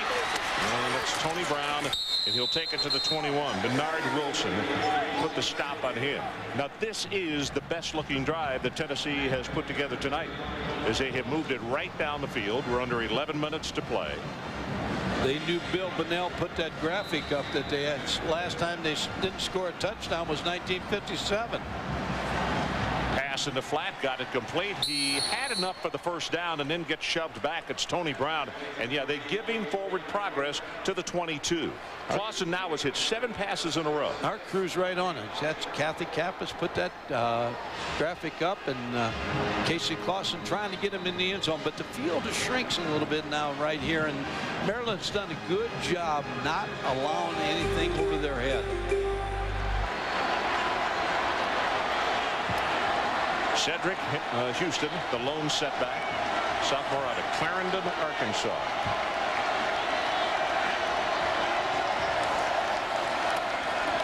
Clausen's pass, tipped, incomplete at the 2-yard line, knocked away Foxworth, trying to get to Phaeton.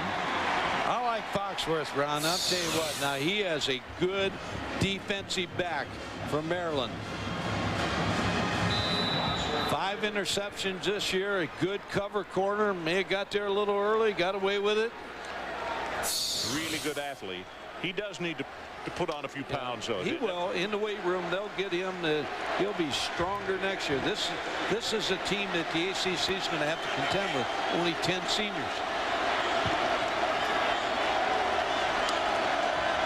Second down. Here comes Maryland with the blitz. Clausen steps up into the pocket, going to try to run it, and is tackled at the 10 or the 15-yard line. Cochran making the stop. Casey Clausen's pocket just collapses right here. E.J. Henderson right in his face. He steps out. He's seen 42 enough tonight. I'm sure that coaching staff on the sideline feels the same way. Under 10 minutes left in the ball game. Tennessee trying to score its first touchdown of the night.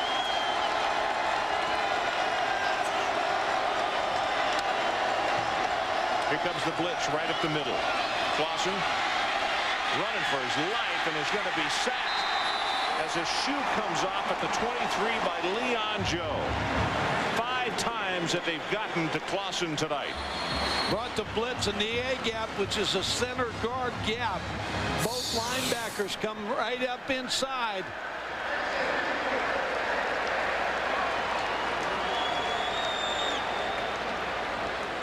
Leon Joe finally makes the hit. Ron, we got to give credit to Justin Duffy. Justin Duffy has filled in that defensive tackle role and done a great job. All scout teamers are happy for Duffy.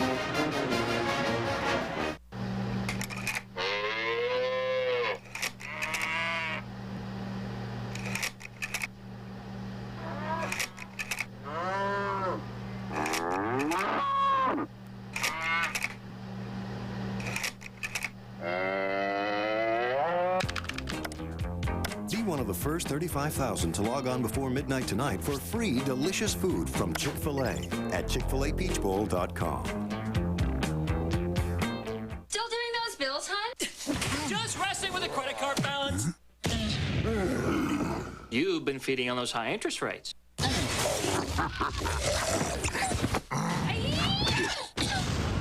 I just switched our balance over to a Capital One no-hassle card. We're gonna save $500 a year.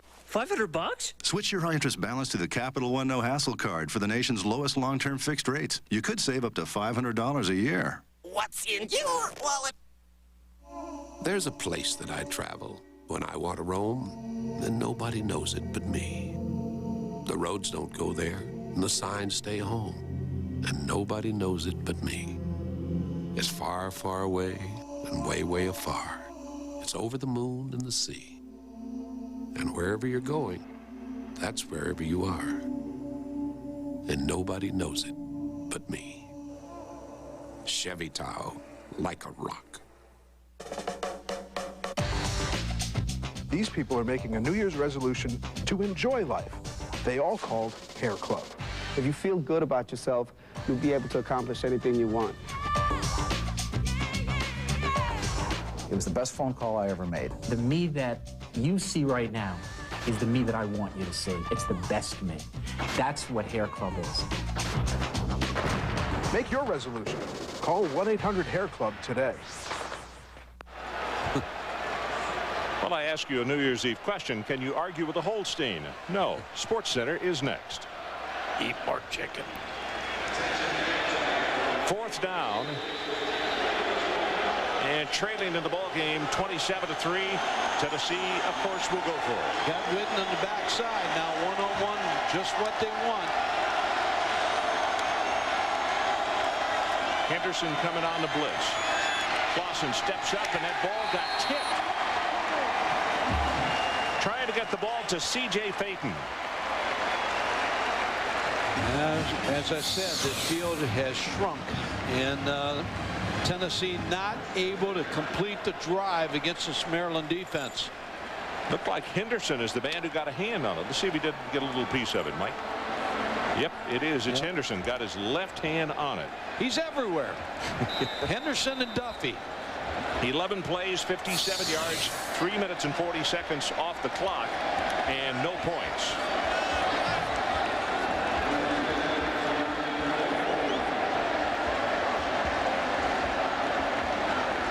Fiddler's coming into the game. Bernie Fiddler. You're going to have fullback. Two fullbacks in there. Well, some folks have seen enough. They're going to eat some chicken. So we'll take a timeout. 9:08 left in the ball game. Maryland by 24. Tonight on SportsCenter, Claret shows a different side in Tempe. What's on the Steelers' side against the Browns? The Packs playing mind games. And will the Bucs stop here for Yao? SportsCenter after the game, ESPN.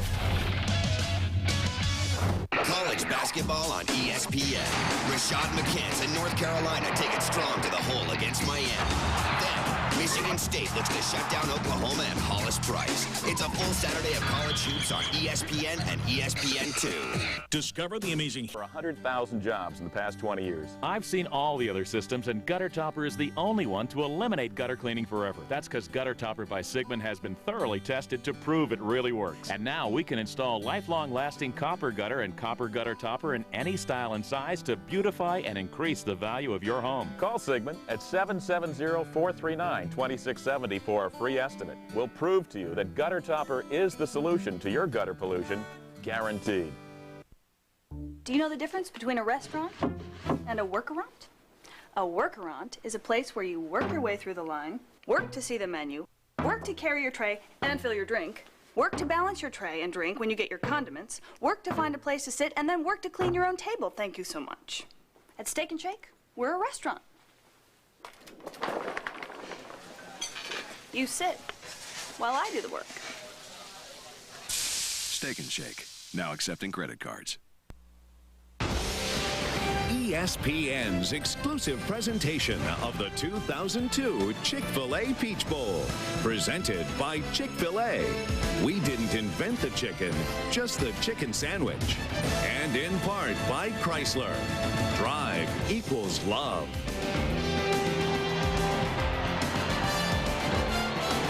So we are back in Atlanta about an hour and 25 minutes before the Big Peach drops, meaning 2003 enters.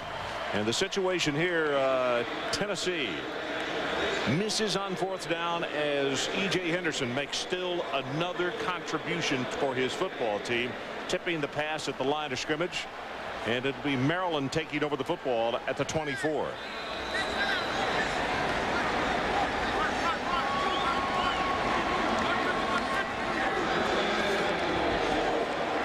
Chris Downs lines up a tailback, and I would imagine it will be see Chris run. And that's what it is right here. He's hit the line of scrimmage, maybe a gain of 1. Friedgen would just like to put that clock on fast forward and get out of here. Stephen Marsh making the tackle.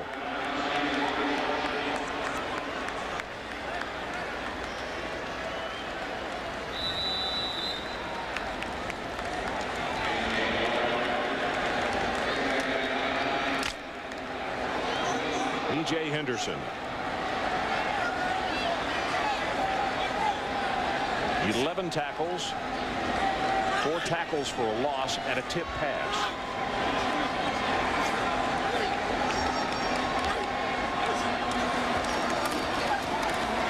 Play action. McBrien stops, drills the pass, tipped in the air, incomplete, and Melendez couldn't hold on to it. Wednesday, Capital One Bowl Week concludes on ESPN at 9:30 a.m. It's a special edition of College Game Day presented by Discover Card. Then at 11, it's the Outback. It'll be Florida taking on Michigan. Yeah, battle of quarterbacks. John Navarre, 20 touchdown passes this year for the Wolverines. Scott McBrien really sprinting to the right, got his feet set, everything perfect. He really drilled that thing. Yeah. Melendez couldn't hold on to it. Melendez, a freshman out of Lancaster, Pennsylvania.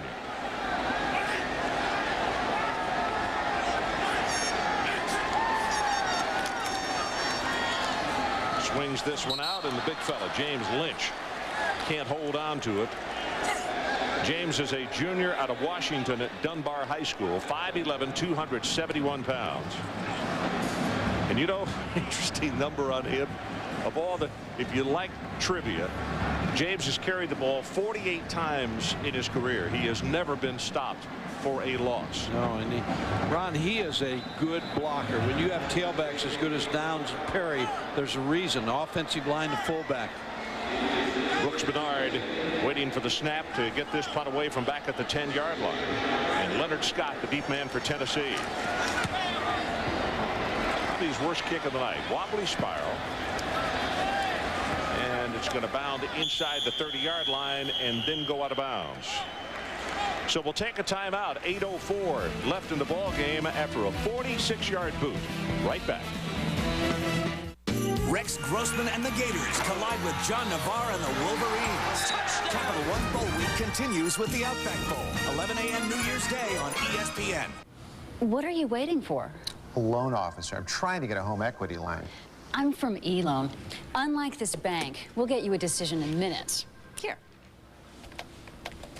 I'm approved. We'll even come to you to sign the papers. And you'll have your money as quick as 12 days. So you get your cash fast at a great rate. Still want to wait for that loan officer? Not anymore. A bank shouldn't come between you and your money. That's why there's eLoan. Apply now at eLoan.com or call 1-800-ELOAN22. You're 34, sweetheart. You should be thinking about your future. I've been investing. Oh, please. I bought EMI. You bought EMI? You own EMI, the music company? Well, I am so proud of you. You want a piece of my heart? Oh, baby, start from the start. You want to be in the show? Come on, baby, let's go. Everybody's working for the weekend. You don't know how many times I wish that I could hold you. Don't you make my brown eyes. Ownership. It's for everybody at Ameritrade. Everything you need to trade, from real-time streaming quotes to 24/7 client services, all for $10.99. Every online equity trade, no matter how many shares you buy. Join the thousands who switch to Ameritrade every month. Ameritrade. What's your share? Open an account today at Ameritrade.com and get 25 commission-free internet equity trades. And you could be trading the same day you apply. And as we come back, we'd like to recognize Denny Friend, tonight's field judge. He is retiring tonight after 20 years as a Big Ten official. Best of luck to him and a Happy New Year. Situation 8:04 left in the ball game. Tennessee still huddling on the far sideline.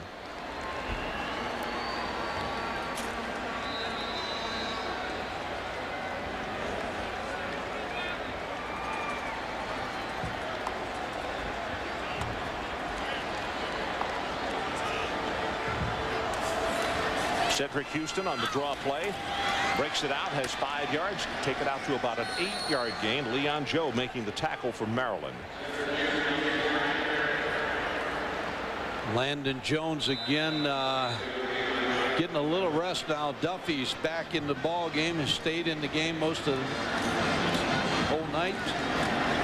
Got that pass to Witten, and the tight end will have the first down at the 45 before E.J. Henderson comes over to make the tackle on him. And those guys will be meeting in the next league, too. E.J. Henderson and Jason Witten, two sure bets to play on pro football. Witten, 2 passes in a row, has it complete. This is not going to be for any gain. Jerome Cox out there to make the tackle on the big fella. Witten almost went to Michigan. Lloyd Carr really thought he had him, and Jason said, I knew they were going to make a defensive, they're going to make an offensive player out of me. I wanted to be a defensive player. So he's at Tennessee less than a year, and he gets called to the head coach's office, and guess what? Tennessee made him a tight end as well. In and out of the hands, the receiver fought that one. That was Chris Hannon. But I have a feeling he's happy he went to the offensive side of the ball. Yeah, he's shown some toughness tonight. Adrian talked about he hurt his ankle, and but he went back in without Coach Sanders knowing he was reporting it. Randy Sanders said you're going to be out, and he ran right back on the field, showed toughness, wanted to be back on this field, which is probably his last game in a Tennessee uniform.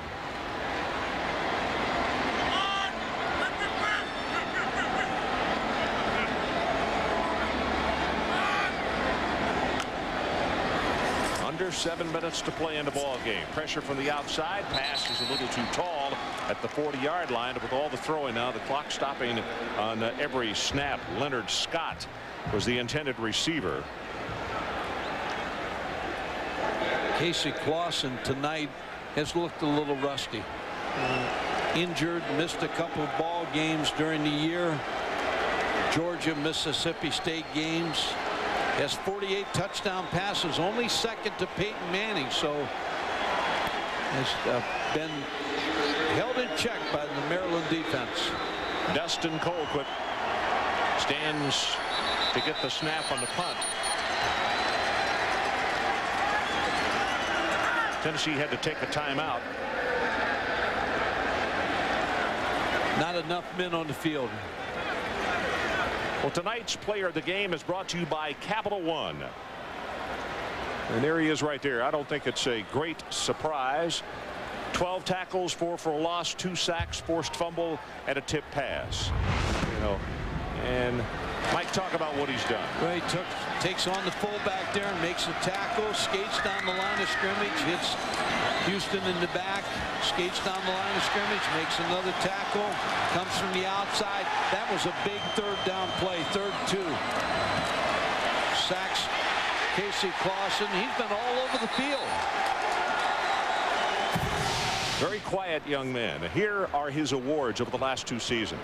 The Butkus Award this year, a Bednarik Award winner this year, 2-time first-team All-American, 2-time All-ACC Defensive Player of the Year, and the 2001 ACC Player of the Year. E.J. Henderson, just hard to replace guys like that. And he stayed this extra year because he had a bad back, and, but he still wanted to stay and be around for this season in Maryland. Suter gathers this one in at the 6-yard line, gets up the sideline and hang on. Ooh, this would be the coup de grace. Suter gets by one tackle, gets by another, still on his feet. What an effort by Suter to the 14-yard line. That is highlight film from now until at Maryland. Good heavens, what an effort. 79 yards. He finally saved the touchdown. Ron, he shows explosiveness that the coaches know about. John Chavis, the defensive coordinator, jumps over tackle, skates by somebody, keeps his feet moving, and finally is brought down. See, that's Colquitt. That's the punter. Dustin trying to knock him off his feet, and Suter was ready for that. 4.35 is the best that he's been timed at. And as we said, he has 4 touchdown returns for touchdown this year. Punt returns for touchdown. 79 yards on that one. Chris Downs will take it for a couple. Coming up next at SportsCenter, John Anderson.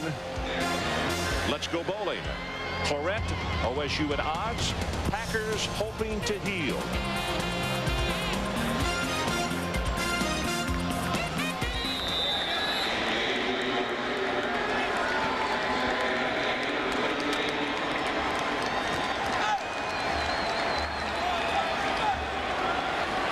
Suter, they're putting a towel on the back of his neck there. That's a Peach Bowl record. 79 yards. Back on the field of play, 2nd down and 9.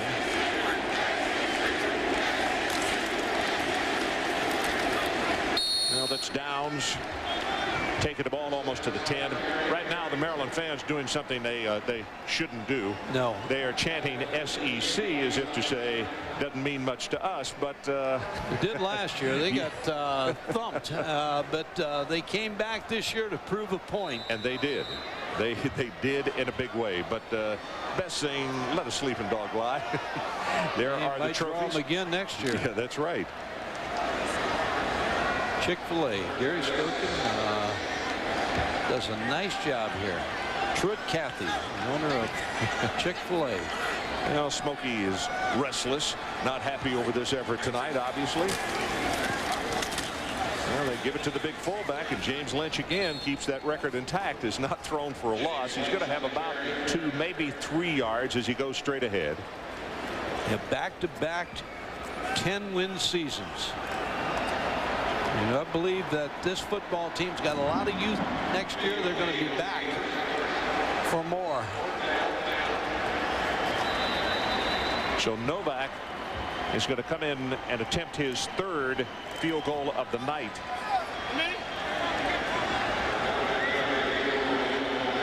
Got to get one more person on the field here. Big Stephen Heyer, a freshman from Lawrenceville, Georgia, number 70.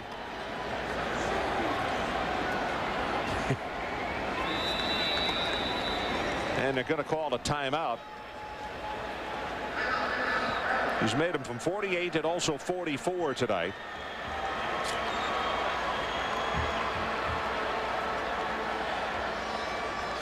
Well, Jim Donnan on the left, Dave Ryan on the right, ESPN Radio. Okay. And a reminder that this crew will be in Tempe for the Tostitos Fiesta Bowl in when is that? Friday night. Yeah. This coming Friday night. Mike Adrian and I will travel out there west. This will be the 5th year that we will have done the national championship game on radio, and it's always a lot of fun to do that on ESPN Radio. Yeah, I was circling Jim Donnan's glasses there. He's got his glasses up.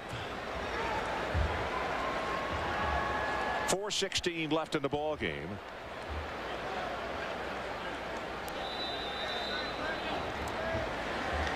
$25-yard attempt.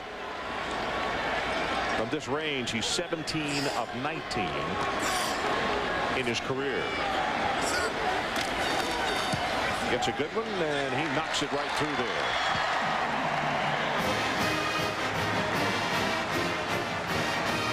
So McBrien has really ignited his offense tonight. Novak with his 3rd field goal, but Scott McBrien has been the guy pulling the trigger and doing it accurately. Ron, you're right. He's made all the right decisions. The first touchdown with a play fake up inside. Good decision here. It beats the blitz, throws back across to Bruce Perry. Scrambles, picks up the 1st down. Took some hits on the option when they brought the ends down. Runs a loaded option here and walks in the end zone. Scott McBrien, and that's what I give Charlie Taft a lot of credit for this, because the offensive coordinator stayed with Scott McBrien. They were 1 and 2. They could have changed quarterbacks, stayed with him. He got better, learned the system, and the results are Maryland is a winning program. Casey Clausen, rough night. Finally got over an injury-riddled season. Collarbone, then a foot. And not his best outing by any means, but very resilient young man. And we'll see him again next year, playing a whole lot better than he did this evening. This kick return, good coverage. Won't make it back to the 15 is Leonard Scott.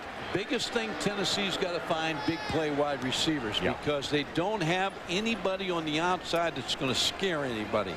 This guy did. Sports Center coming up next, and that shot will be on there, I'm sure, is Ralph. Takes a lot of water to cover Ralph. Yeah, but it's inside. Now he gets the benefit of being inside. Good temperature here. I guarantee you, he loved every drop of it. Hugs for everybody. That's cannot give him too much credit. Last year's National Coach of the Year started off, as Mike said, 1-2, and then just continued to rebound. Maryland people have got to be extremely excited about having him as their head coach, as Witten catches that pass and takes it close to another first down. You know, my Coach of the Year this year, Larry Coker, lost a lot of players on his football team last year. Lost the entire offensive line except the center. Lost all his defensive backs, and he's playing in the championship again. So I don't buy that when you're in Miami. You can't be the Coach of the Year. For some reason, he should be the Coach of the Year. You won't get a lot of argument out of me on that. 3:55 left in the ball game. Clausen right over the middle, and that ball is tipped by one of the linebackers, Jomo Fagan, the intended receiver. How much time for Dick Clark and the McGuire sisters to start singing?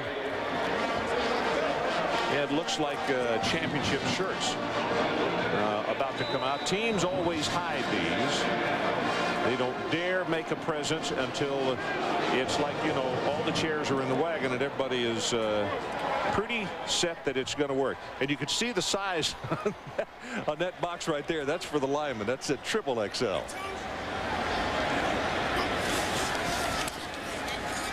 Now this is Jonathan Wade, going to go for a short gain. Jonathan, a freshman out of Shreveport. I wonder if any of those T-shirts they had ready for the championship game ever appeared at the flea market when they didn't win. I've often wondered what happens to they go to the flea market. Yeah. 20 cents a shirt. And they send it down somewhere in El Paso, you know, that El Paso, or they take it a long way away from Maryland. Okay, 30-3. Maryland leads. 3:19 left in the ball game. Prior to the snap, illegal snap, offense, 5-yard penalty, still third down. Well officiated football game tonight. Yeah, it has been. It has been. This Big Ten crew. Well officiated. So it's 3rd down and 11.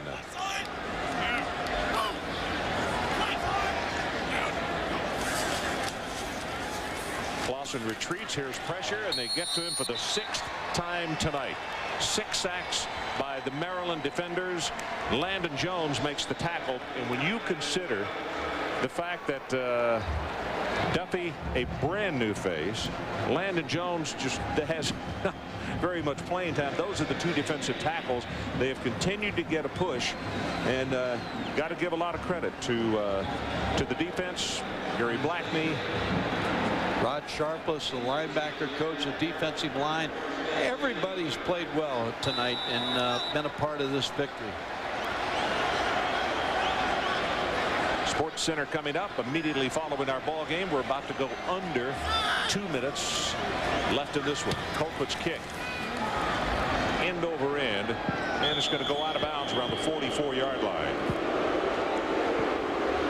Sports Center coming up next. Let's go bowling. Claret, OSU at odds, and the Packers hoping to heal.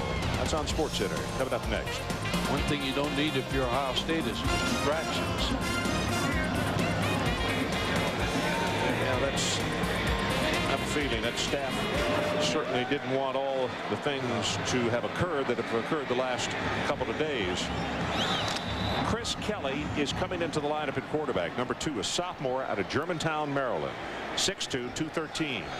So he'll guide them on this final drive here. They have 2:14 left in the ball game. And it's Josh Allen, a freshman out of Blandenburg, Maryland. First time we've seen him tonight. 5'11", 194 freshman. He scored 8 touchdowns this year. 11 wins for the 2nd time in school history. 110 seasons, so this is going to be a very happy new year if you're a Maryland football fan. Well, think about Maryland as far as the 2 major sports, a national championship in basketball and an 11-win and bowl victory in football.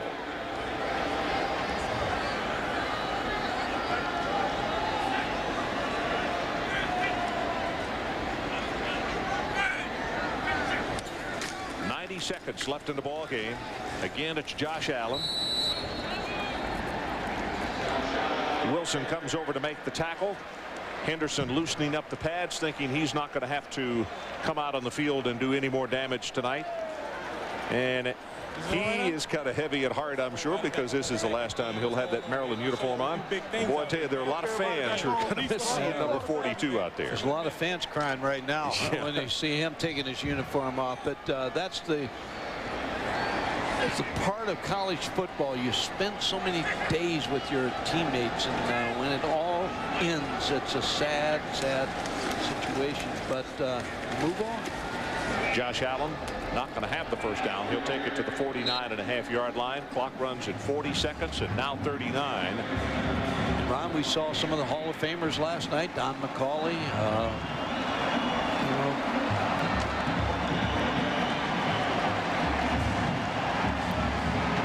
Ron Sellers was there. So Randy White. Yeah. 21 seconds, now 20. This Maryland crowd is up, and they are applauding, and they're cheering, and they should. Their ball club has done an extremely good job tonight against Tennessee. Ralph Friedgen guiding his team to an 11-win season. A lot of respect for each other. Final score, Maryland 30 and Tennessee 3. Coming up next, SportsCenter. For more, log on to ESPN.com, your home for college football on the internet. This has been a presentation of ESPN, the worldwide leader in sports. Happy New Year, everybody, and good night from Atlanta, Georgia.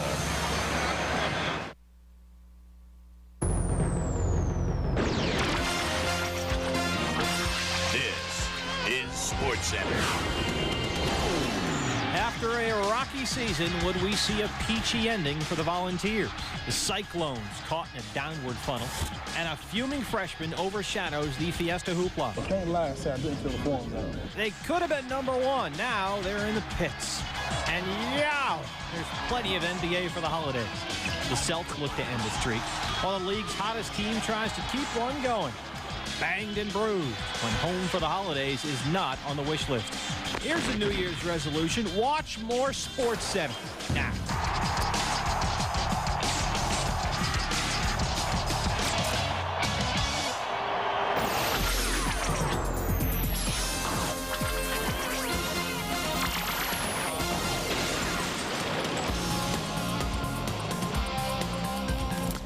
Welcome to SportsCenter's New Year's Rockin' Eve. We'll show you why Marty Morningweg beats Dick Clark anytime. I'm Steve Berthium. Allow me to introduce John Anderson. And allow me to introduce the teams in the Peach Bowl. That's the one with the fuzz, I think, yeah. Maryland and Tennessee. Atlanta, the place to be for football on New Year's. That'd be E.J. Henderson, the Butkus Bednarik Award winner, and he would figure in this one. But first, 4th and goal, Scott McBride. Hey, I'm over here. Touchdown in the bootleg, 7-0 Maryland. 7 points from number 7. Second quarter, same score. Now, Leon Joe, there's Leon, and Leon's on a blitz. He comes free, and Casey Clausen's got to get rid of it, and he throws it to the wrong guy. Jerome Cox is on his way. The interception, he's running like people are chasing him, and none of them will catch him. 54 yards to the house, to the chicken coop, 14-0 Maryland. That was going on. Joe was roughing up Clausen. Look at this. You want to get into it? You want a piece of me? Later in the second, same score, 32 Vols. Tennessee pitching to Derek Tinsley, and Henderson's there, 6-yard loss. Then Henderson, he's all up in Clausen's stuff. He's delivering cake here. Very next play, Henderson gets Clausen again. For number 7, he's going to be seeing number 42 well into 2003. That is for sure. Fourth quarter, Maryland putting it away. Bryan keeping on the option again. Touchdown, second of the game, 27-3 Maryland. At that point, they tack on one more field goal. Maryland, 11-win season, 30-3, a winner. For too long, we've been deprived. The final piece of the puzzle has arrived. Lyrics from the new hit song, It's a Ming Thing. It's big in Houston. When you're 7'5", you're big everywhere. Like in China, where Yao's Shanghai Sharks number 15 will be retired on January 15th, the first basketball jersey in Chinese history to be so honored. Yao and the Rockets spending New Year's Eve at home with the Bucks. As the song says, Yao Ming bust on the scene with a bling bling, dominating other teams. It's a Ming thing. You go.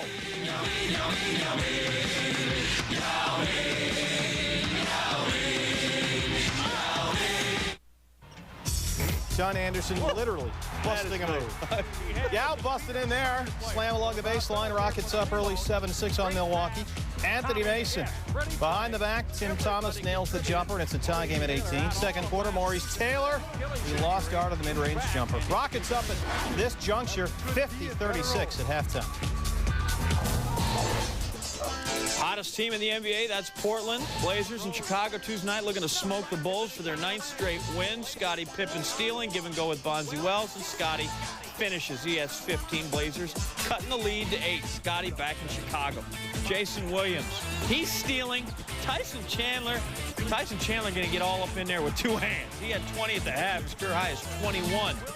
Williams again, little flip to Jalen Rose, who had 32. 6th 30-point game of the year for Rose, and then Chandler. Monster, career high with 27 points, 18 boards to Bulls with the upset, 102-87. The autumn wind is a Raider, and so too apparently is the NFL's most valuable player. The league MVP announced Wednesday, and the folks in Oakland have called a news conference for noon Eastern time Wednesday to announce a major NFL award. Now, given that information, it's about as simple as a swing pass to figure out the Raiders quarterback Rich Gannon is your man. MVP. Gannon would be the 3rd MVP in franchise history. 2nd quarterback, Marcus Allen, 85. Kenny Stabler in 74. Gannon, nearly 4,700 passing yards, 26 TDs, just 10 interceptions, and led the Raiders to a division title, home field throughout the playoffs, and a nice reward for 14 seasons of work. Now, if you want to start an A-Rod to how to debate what's value, you know, Brett Favre out there, a stellar year until about the last 6 weeks. Marvin Harrison, record 143 catches. Priest Holmes in Kansas City, 24 TDs. Ricky Williams, 1,800 yards rushing. Big numbers from all, with only Marvelous Marv playing in January. Still to come inside this edition of SportsCenter, the Bulls win. How about MJ? Michael Jordan tries to short-circuit the Spurs' streak of success against the Wiz. On campus courts, Pitt faced Georgia. We'll tell you how the Panthers missed an opportunity to make school history. The NFL coaching carousel continues to spin round and round. The most shocking news Tuesday was who stayed on the horse. And Let Us Bowl, highlights from 4 more postseason college games. Plus, Maurice Claret continues his verbal battle with the Buckeyes athletic department. Called Ohio State officials liars. We'll have the details.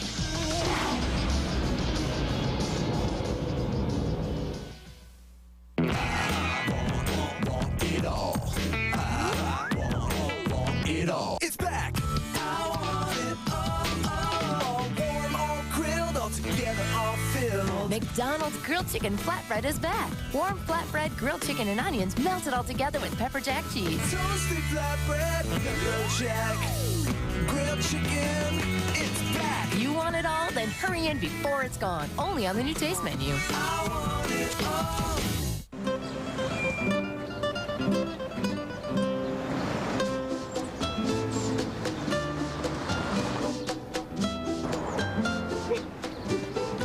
No way.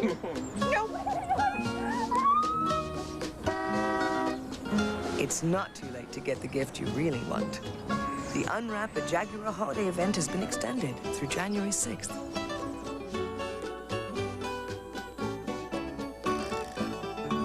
ESPN Full Court is maximum college basketball with more than 450 games, including coverage of the NCAA Women's Tournament. To order, call your cable company, DirecTV, or Dish Network. SportsCenter, brought to you by the Unwrap a Jaguar event and McDonald's. Back on campus, Brandon Knight, number 2 Pittsburgh, 9-0, coming into Athens to face Georgia on Tuesday. Early first half, Jarvis Hayes for 3. And then later, Jarvis Hayes again for 3. Bulldogs up by 4. Hayes had 18 points. Later in the first half, Ezra Williams for 3. UGA up 9 at halftime. Second half, keep your eye on one Julius Page. It's all out of position. Ball you man, Julius. Ball you man. Leaves Chris Daniels unchecked. That's a problem. Bulldogs up by 15. Later, Knight feeding Ontario Lett, 2 of his 14. Pitt coming back. They're within 10. 7.5 minutes left.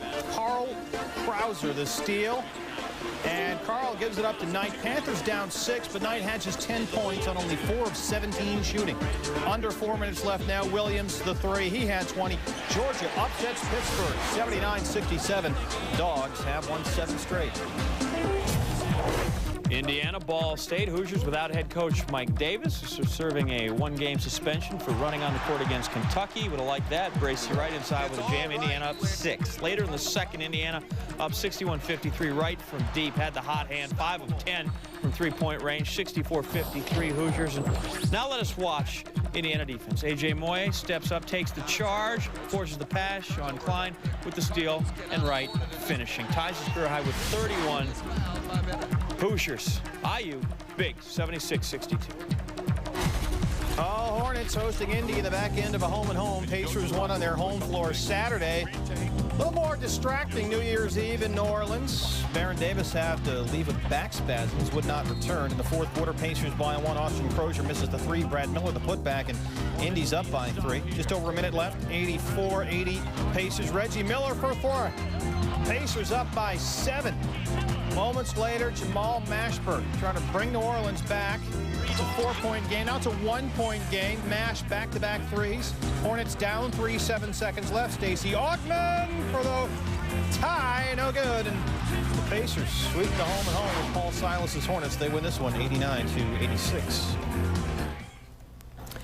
Upon further review, the firing of Lions coach Marty Mornhinweg has been deferred.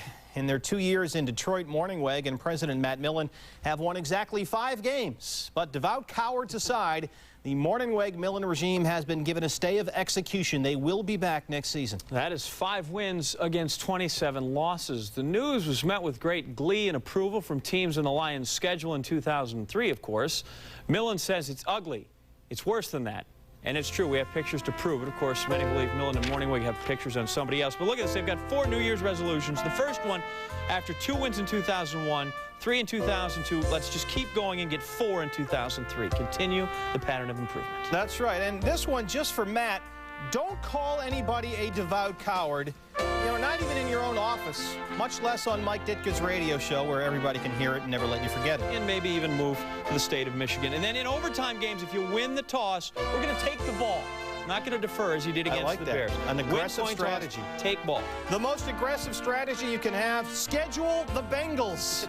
That's guaranteed success. These 4 New Year's resolutions, I think, will get the Detroit Lions back on the winning track. Before 1972, the NFL does not recognize ties when figuring winning percentage, and that's a good thing for Matt and Marty because the Lions' 5-27 record would be the worst 2-year record in franchise history. But because ties are not counted, the 42-43 Lions that went 13-17-1 have Detroit's worst 2-year stretch. ESPN's Len Pasquarelli reports sources expect Bill Parcells to be introduced as Dallas Cowboys coach by the end of the week. A 4-year, $17 million contract for the Tuna could be completed by Thursday. Mike Holmgren will give up his Seattle GM duties. The Seahawks will hire a new general manager. He'll report to President Bob Whitsitt. Holmgren also fired defensive coordinator Steve Sidwell and most of his defensive staff. And the Washington Post reports the Redskins have given the Bengals permission to interview defensive coordinator Marvin Lewis. Lewis recently turned down Michigan State, saying he wanted to pursue an NFL head coaching job, but may speak with Cincinnati anyway. All right, everybody into the car. We're headed to El Paso for the Sunday. Purdue, Washington. 2 teams met a couple years back for the Roses. First quarter, Huskies up 7-0. Kyle Orton snap, puts it on the turf. Marquise Cooper picks it up 31 yards the other way. Everybody in purple pants is very happy. Huskies would lead 17-0. But no problem for Purdue. They blew a 25-0 lead in the 2000 Outback Bowl against Georgia, so they know how to come back. This will help. Orton dumps it to Brandon Jones. Jones just about to pay dirt. Gives it away, but Ray Williams is there. I'll take that, thanks. We're tied at 17 through 3, and in the third quarter, Purdue up 24-17. And, well, Cody Pickett, just a fine play by Gilbert Gardner. Strips him, recovers it, runs it in, and Purdue rolls all the way back. Gets 31 unanswered, 34 unanswered, ends up winning the game 34-20. Liberty Bowl in Memphis, number 21 Colorado State and TCU. Second quarter, Cecil Sapp thrown back by LaMarcus McDonald, Conference USA Defensive Player of the Year. Sapp still ran for 106. Fourth quarter, Sean Stilley, Ricky Madison, boom. Madison. Nailed by Landon Jones, who loses his helmet making that tackle. But Madison has the answer. He finished with 111 yards, 107 coming in the second half. TCU wins 17-3. They were 1-10 back in 1997. TCU 41-19 since. The Hurricanes going for back-to-back national championships. Ohio State trying to win its first since '68. Miami's 34-game win streak, or their 0-3 record in 3 previous trips to Tempe. A lot of fun storylines to talk about at the Tostitos Fiesta Bowl, and we imagine everyone will get to them as soon as Maurice Claret's situation gets squared away. Chris Fowler with more from the Valley of the Sun. Leading up to Friday night's battle for the national championship trophy here in Tempe, an eventful media day. Yes, there is such a thing, and by far the biggest media swarm was around one of the youngest and certainly the most emotional players in this game, Ohio State true freshman running back Maurice Claret. His personal controversy continues, and in fact on Tuesday afternoon the Ohio State Athletic Department felt compelled to defend itself, issuing a statement saying that the financial need paperwork was not on file when it needed to be to allow Claret's return to Ohio. Shelley Smith picks up the story. For a second straight day, Ohio State running back Maurice Claret demanded intense media attention.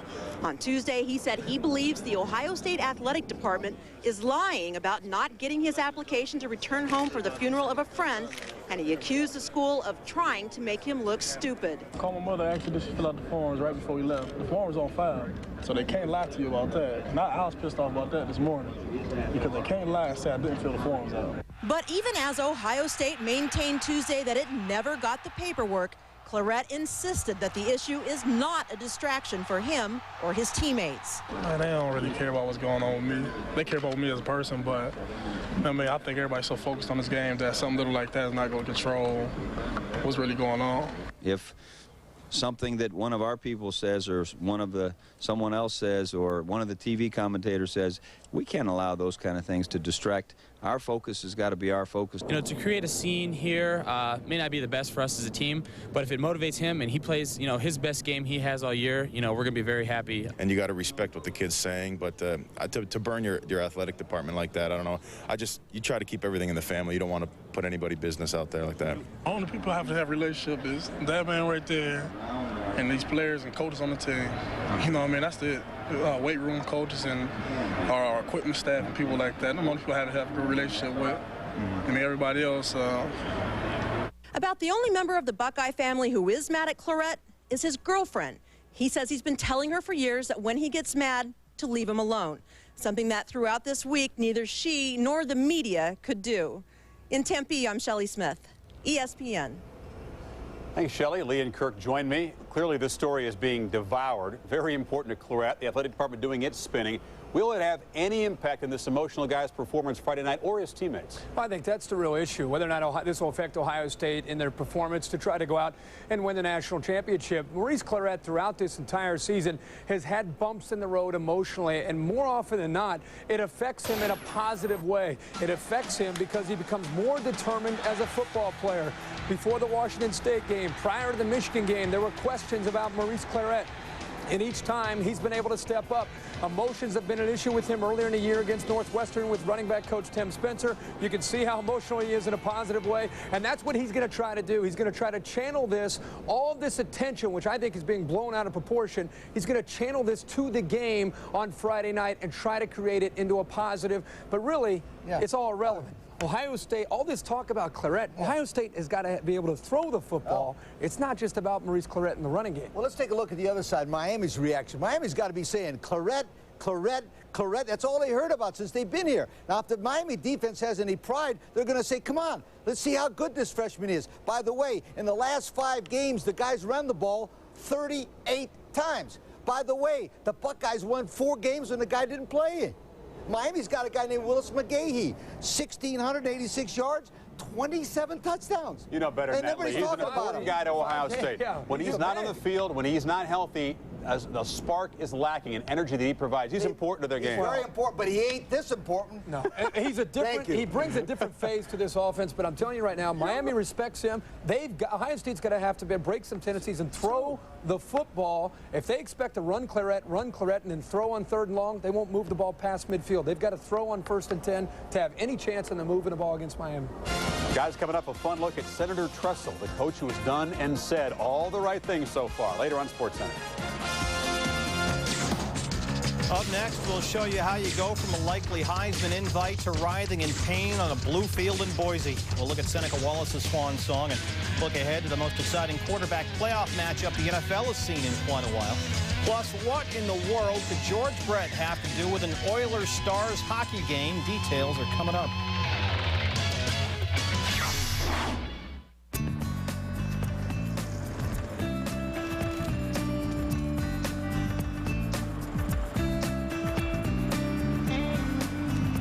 See yourself in a new Infiniti. Visit the Infiniti event of the season for your chance to get into any of our new cars. But don't wait too long, or you may see someone else drive away in your new Infiniti. We Were Soldiers on video and DVD from the makers of Braveheart. It's the first Oscar-worthy film of 2002. You tell the American people what these men did here. Mel Gibson, We Were Soldiers. Buy it today. Saw this fool calling his lady collect. That made me smile, but he was dialing 0. That made me mad. Didn't know 1-800-COLLECT could save her a buck or two, but that's okay. Whoa, he'll know from now on. Use 1-800-COLLECT. Save a buck or two. One of the best bowl matchups of the season. Rex Grossman and the Gators collide with John Navarre and the Wolverines. Touchdown! Capital One Bowl Week continues with the Outback Bowl at 11 a.m. It all starts with College Game Day at 9:30, New Year's Day on ESPN.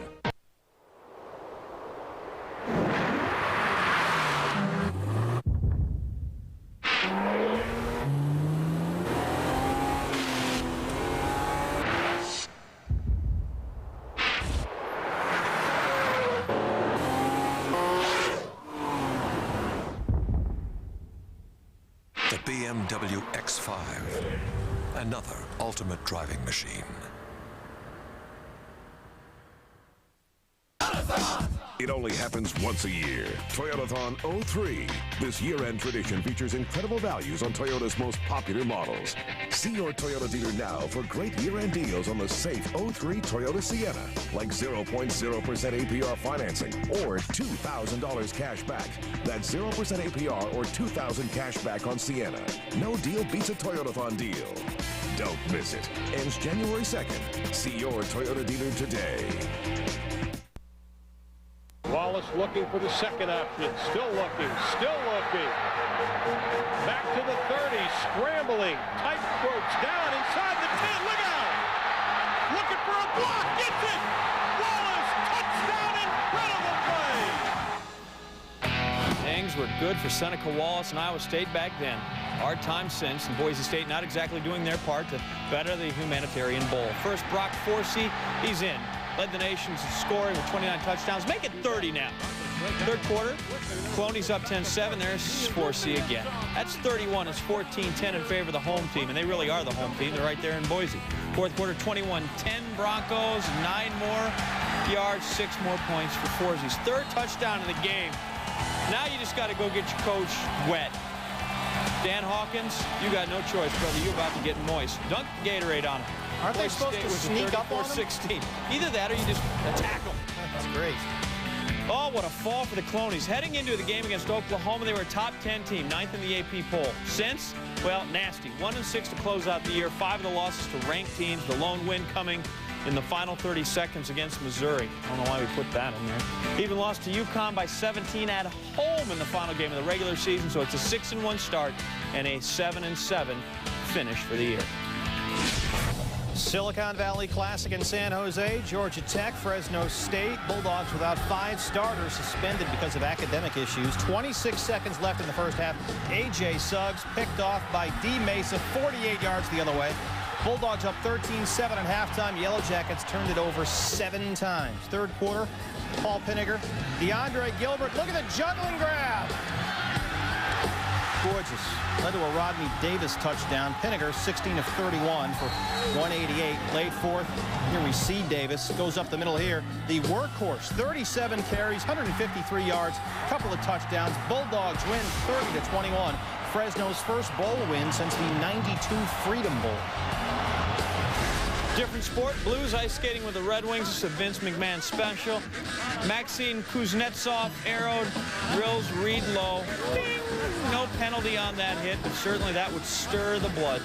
Later, Tyson Nash instigates with Tomas Olmstrom. Little body slam. Nash, Olmstrom, roughing penalties. You've been bad. Late period, number 2, Nash arrowed, looking for Brett Hall.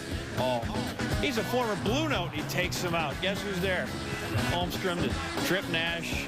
Nash penalty for roughing. Olmstrom, he's in the box again.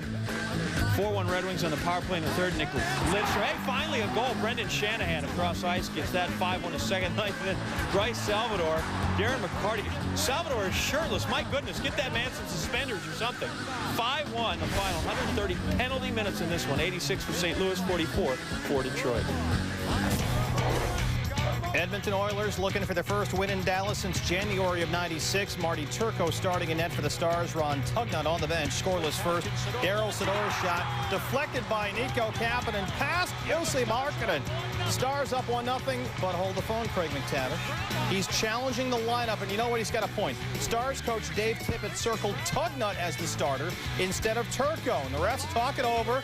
The Zebras talk, and they say no goal, according to Rule 16C. No change in the starting lineup of either team, as given to the referee, shall be made until the game is actually in progress. For an infraction of this rule, a bench minor imposed upon the offending team, so McTavish challenges it. After the first face-off, it's no goal. How would Kapanen react to his goal being taken away? Would he pull a George Brett Tynepar hissy fit? Well, let's find out. He's a hockey player. Nothing. Stone face. You cannot phase this guy. That's a point. 1-1 in the second. Jason Arnott, Brendan Morrow, Bates Markkanen. Stars win 3-1. You know, 4-1, Oilers cannot catch a break in Big Dave. Still to come on SportsCenter, plenty of hardwood highlights. Will Philly have an answer for their 6-game road losing jag? Can the Celts pierce a different kind of streak? The Packers suffered more than one loss during their debacle in the Meadowlands. So how do the Pack recover? Plus, what lies ahead for Ohio State coach Jim Tressel? Politics, perhaps? We'll take a look at a possible career change. This is SportsCenter on ESPN. The conference season is back. Look at the dip and look at the slam. With the return of Big Monday and Super Tuesday. Big Monday presented by Bud Light January 6th. Super Tuesday presented by Dollar Rent-A-Car January 7th on ESPN and ESPN2. Technically, you have to stick the landing. Sorry, Mr. Hall. Patent denied. Oh, man. Winter X Game 7 in Aspen, presented by Taco Bell, starts January 30th on ESPN2. The 7-layer nachos from Taco Bell. So much flavor for so little price, you may become a 7-flavor optimist. You mind? Knock yourself out. 7-layer nachos at just 99 cents. Get all the flavor of 7 intense taste stacked on golden chips. They're a value. Down to the very last bite. To get more flavor for 99 cents, think outside the bun. Dude, those rocks look a little loose. Huh. Are you okay, Jim? No, Jason, hurry up. Hang on, man. I'm coming. Oh, okay, give me your hand. You're okay. Dude, do me a favor, don't tell anybody about this. Okay. Oh, Mom! Oh, help! I wasn't crying. Life is best told over a great-tasting Miller Lite at a place called Miller Time. In the CIA, he will recruit you. Why me? You're agile, athletic. He will train you. Nintendo.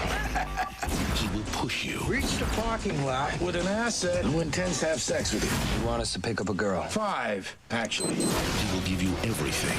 If you are caught, you're dead. Except a way out. Al Pacino, Colin Farrell. You want answers, you're in the wrong job. I only have secrets. The Recruit. Rated PG-13. See it January 31st. Having quadruplets, we have a very busy schedule, so we shop for everything at Walmart. We get our tires here, too.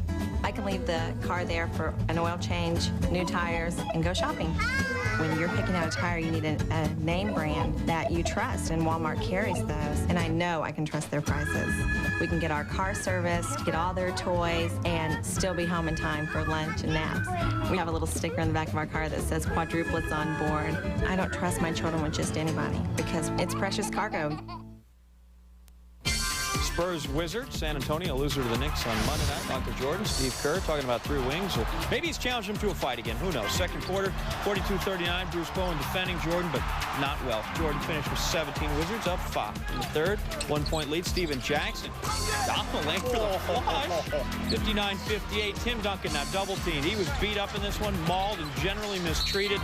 Well, finally, he's had enough. Look at him. He's arguing with the ref. He's going to get teed up, and then there's an ejection. Can't believe he's going to be ejected. What's up with that? I got 35 points, 13 rebounds. Look at it again. That's Steven Jackson taking the ref's hand out of the way, makes contact. So it's a T for talking on Tim. And Jackson is the guy that got the hook. At least he gave him the ball back. Yes, he did. Eton Thomas with the score there, and the Wizards would win at 105-103. Spurs fall to Knicks and the Wiz in consecutive nights. Grizzlies, Celtics. Let's close out the 2002 season with a win for QB, Ricky. Lower third, Grizz. Never had a winning month in the history of the franchise. 7-7 so far in December. There's Paul Gasol over Vin Baker, who would be taller if he was standing on all his money. Third quarter, Grizz up 3. The only Will. I believe Ricky Pitino's who we were discussing there. There's Jay Will all the way. 13 points, Grizz up 5. Can they do it? Up 5 on the road. Later in the third, Celts up 4. Antoine Walker. I love Walker. That's good. Walker again. Oh, that's a Tommy point. That's 2 Tommy points. Unconscious. 33 points. Celts win at 96-89. Grizz so close. Goodness, did you see that? Stupid bowl games. What happens when Ricky coaches you in college? Then New Year's Day with ESPN at the NBA. 7 Eastern, the Raptors take on Latrell Sprewell and the Knicks. It's NBA Wednesdays on ESPN. What would you like me to tell you? He's all up or something like that? I'm not going to tell you that, okay? He's my defensive coordinator. I brought him here. He's a damn good football coach.